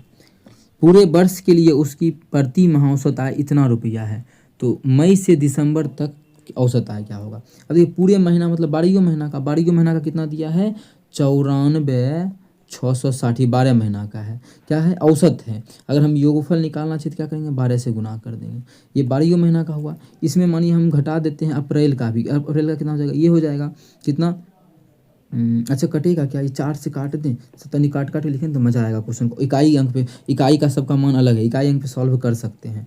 तो जब 4 से कट जाएगा, 4 से इसको काट देंगे तो हमारा है कितना 76,096, बिल्कुल हमारा 76 से भी लग रहा है, 96 में भी लग रहा है, 4 से कट जाएगा तो 19 चौके 76, 0 24 चौके 96, इसको गुना कर देंगे 7 से, नहीं करेंगे लिख देते हैं 19 0 24 गुना 7, इसमें घटा दें, ये अप्रैल का घटा है तो ये बचा है 11 महीना का, फिर इसमें शुरू का 3 महीना का घटा देंगे, कितना 76,096 गुना 3। आप लोग बोलिएगा ये दोनों सेम था तो कॉमन लेते, नहीं, ऐसे ही कीजिए। ठीक बोला है। इसका औसत मतलब इतना घटाने के बाद क्या क्या क्या करना है, इसमें हमें भाग करना है कितना से, क्या को महीना का बात किया है, 8 महीना बचेगा, 4 महीना खत्म हो गया तो 8 से भाग करेंगे। तो क्या तरीका होगा, क्या इसको सॉल्व करेंगे, तो यहाँ भी हम बोलेंगे नहीं, यहाँ भी आप लोगों को सॉल्व नहीं करना है। तो आखिर करना क्या है देखिए, क्या इसमें 8 से भाग लगेगा सबसे पहले, तो 4 से देखिए यहाँ पे भाग लग जाएगा। क्यों, कि यहाँ पर जो हमारा है इकाई अंक पे अभी भी खेल सकते हैं। वो कैसे, देखिए इसमें भी 8 से भाग लग रहा है, इसमें भी 8 से भाग, इसमें भी 8 से भाग दे देते हैं अलग अलग, फिर इकाई अंक निकाल देंगे। ठीक है, जैसे यहाँ पे 8 से भाग अलग अलग भाग करते हैं सबको, एकरों में 8 से भाग, एकरों में क्योंकि 8 जो बटा पूरे में है तो सब में अलग अलग भाग हो जाएगा 8 का। देखिएगा कुछ क्वेश्चन लेंदी होता है, 8 से भाग करेंगे तो हो जाएगा 4 तिया 12, 4 दूना 8, 2 से काटेंगे तो कर आधा हो जाएगा। कितना है ये, 94, डबल 6 जीरो में भाग करेंगे 2 से तो होगा 2 चौके 8, 2 सत्ते 14, 2 तिया 6, 2 तिया 6 जीरो, इतना गुना। चलिए यहाँ पे तो आ गया।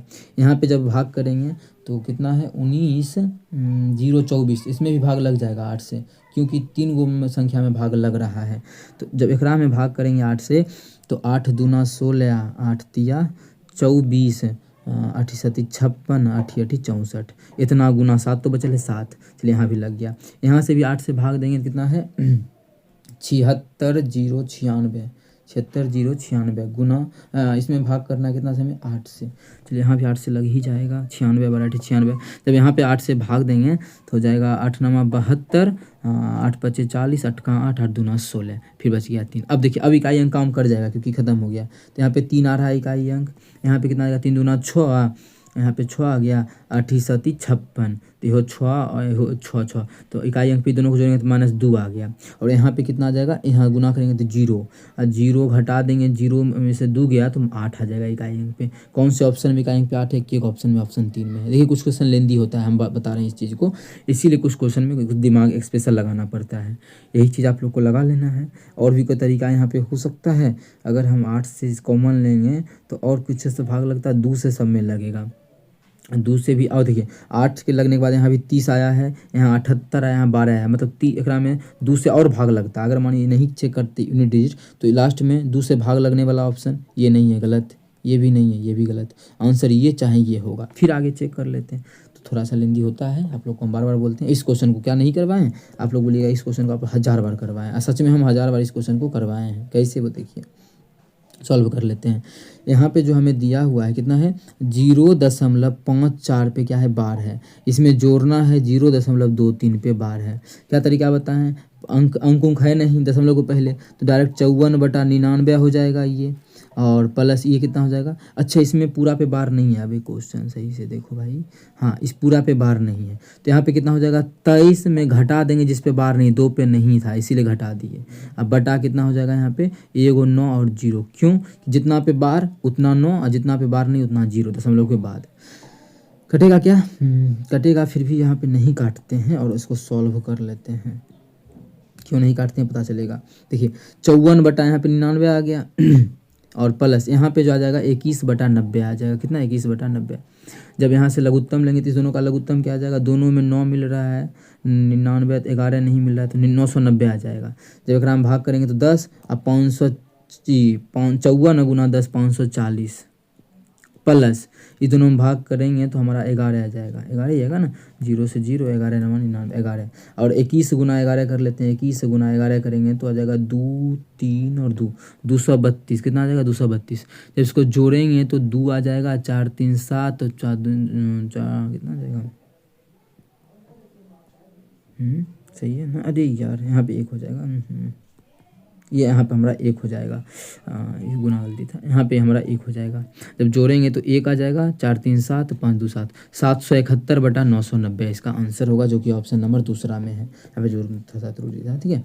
चलिए हाँ 33 हो गया। लास्ट क्वेश्चन हमारा ये, एक और है ना, एक और ये क्वेश्चन हमारा क्या है, निम्नलिखित में से कौन सा अनुपात सबसे बड़ा है। अब देखिए यहाँ पे अनुपात सबसे बड़ा का खेल किया गया है, तो कैसे निकालेंगे सबसे बड़ा, पीछे तो क्लास में बताया ही आप लोग, पीछे का क्वेश्चन में सबसे पहले कौन सा, अच्छा सबसे छोटा पूछा है, इतना क्वेश्चन करवाए हैं ना, एक एक चीज़ बताएं, दिमाग काम नहीं कर रहा है।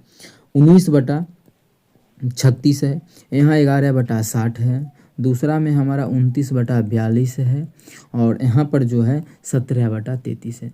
कुछ चीज़ कटने वाला है तो काट सकते हैं, ऐसे नहीं कटने वाला है तो कोई बात नहीं है। अब इसको चीज़ को सॉल्व कैसे करें, सबसे छोटा हमें क्या करना है, यहाँ पे पहचानना है कि सबसे छोटा इस सभी में से कौन सा है। ठीक है, कटेगा तो काटेंगे, नहीं कटेगा तो छोड़ देंगे, ऐसे कटने वाला कुछ है नहीं। अब सबसे पहले आप लोग को एक तरीका बताया अभी कुछ देर पहले एक क्वेश्चन में कि जो ऊपर में हो तो लिखवे कीजिए ऊपर में बटा लिखते हैं इसका डिफरेंस। ऐसे अभी नहीं करना है, क्यों, यहाँ पे देखिए 19 का 36 टुकड़ा हो रहा है। ठीक, 19 का बस 36 टुकड़ा हो रहा है, यहाँ पे 29 का 42 टुकड़ा हो रहा है, सब आसपास में है। अगर काटते भी हैं, जीरो भी देते हैं तो 190 आ जाएगा, 30 बचे 5 के आसपास 0.5 आ जाएगा, 0.5। यहाँ भी अगर मानिए काटते भी हैं तो जीरो भी देंगे, ऐसे यहाँ भी ऐसे भी समझिए 19 दूना 38 1/2 के आसपास है, ये भी 1/2 के आसपास है, जब काटेंगे तो 1/2 के आसपास है। ये भी 17 दूना 1/2 का, लेकिन ये 1/2 22 थोड़ी है, 25 भी नहीं है, बहुत अधिक है, बहुत दूर है। मतलब सबसे छोटा यहाँ पे यही दिख रहा है, क्योंकि 1/2 से भी बहुत कम आ रहा है। ये मान आसपास बोल रहे हैं 1/2 के आसपास है, ये 1/2 के आसपास है। ठीक है, ये भी 1/2 के आसपास है, लेकिन ये हमारा 1/2 से बहुत दूर है। ये देखिए 11/60 है, डायरेक्ट इसका क्या है, ये बोल सकते हैं कि 5 गुना है, 11×5 = 55। यहाँ पे 19 दूना 38, 2 गुना से क्या है, थोड़ा सा कम ही है। यहाँ पे 19, यहाँ भी 2 गुना से कम है, यहाँ भी 2 गुना से कम है, लेकिन यहाँ पे 2 गुना से क्या है, और 2 गुना से भी अधिक है। मतलब ये क्या है, सबसे छोटा होगा। नीचा में बड़ा का मान मतलब छोटा मान। लास्ट क्वेश्चन है क्या, वर्ष के प्रथम 3 महीनों के ललित का औसत इतना है, अप्रैल का इतना कट गया है पर अधिक है पूरे, यही क्वेश्चन तो नहीं है। अच्छा सेम देखिए क्वेश्चन यही है, बस मानव है, ये मानव यहाँ पे नाम दिया है 32 में, और सेम क्वेश्चन आप लोग को यहाँ पर जो दिया है 35 में, बस यहाँ ललित दिया हुआ है। इस क्वेश्चन में कुछ मिटा हुआ भी है। वैसे आप लोग अगर कुछ डेटा इसको निकाल के क्वेश्चन को सॉल्व कर सकते हैं, दोनों सेम ही है, ज़्यादा कुछ नहीं। क्वेश्चन वहाँ से मैच कीजिए, दोनों क्वेश्चन सेम ही है, सेम एकदम सेम है। बस जैसे आप लोग वहाँ पर समझाएं वैसे आप लोग यहाँ पर निकाल सकते हैं। इसे होमवर्क में भी सॉल्व कर लीजिएगा, बहुत हम अधिक टाइम दे दिया आप लोग को। ठीक है, यहाँ पे सॉल्व किए। अगर अच्छा लगा तो अपने सभी दोस्तों के साथ शेयर करें। सभी क्वेश्चन को बारीकी से बताए हैं और अच्छा तो लगा ही होगा, इतना अच्छे से सॉल्व करवाए हैं। चलिए मिलेंगे नेक्स्ट वीडियो में। प्लीज़ आप लोग से एक रिक्वेस्ट है कि अगर अच्छा लगता है तो ज़रूर शेयर करें। आपसे कुछ ज़्यादा मांग ही नहीं रहे हैं, जस्ट शेयर करने बोला। अच्छा लगता है वो भी तब, अगर अच्छा नहीं लगा है तो फिर आप लोग भी चाहते हैं तो डिसलाइक कर सकते हैं। चलिए मिलेंगे नेक्स्ट वीडियो में। Thank you.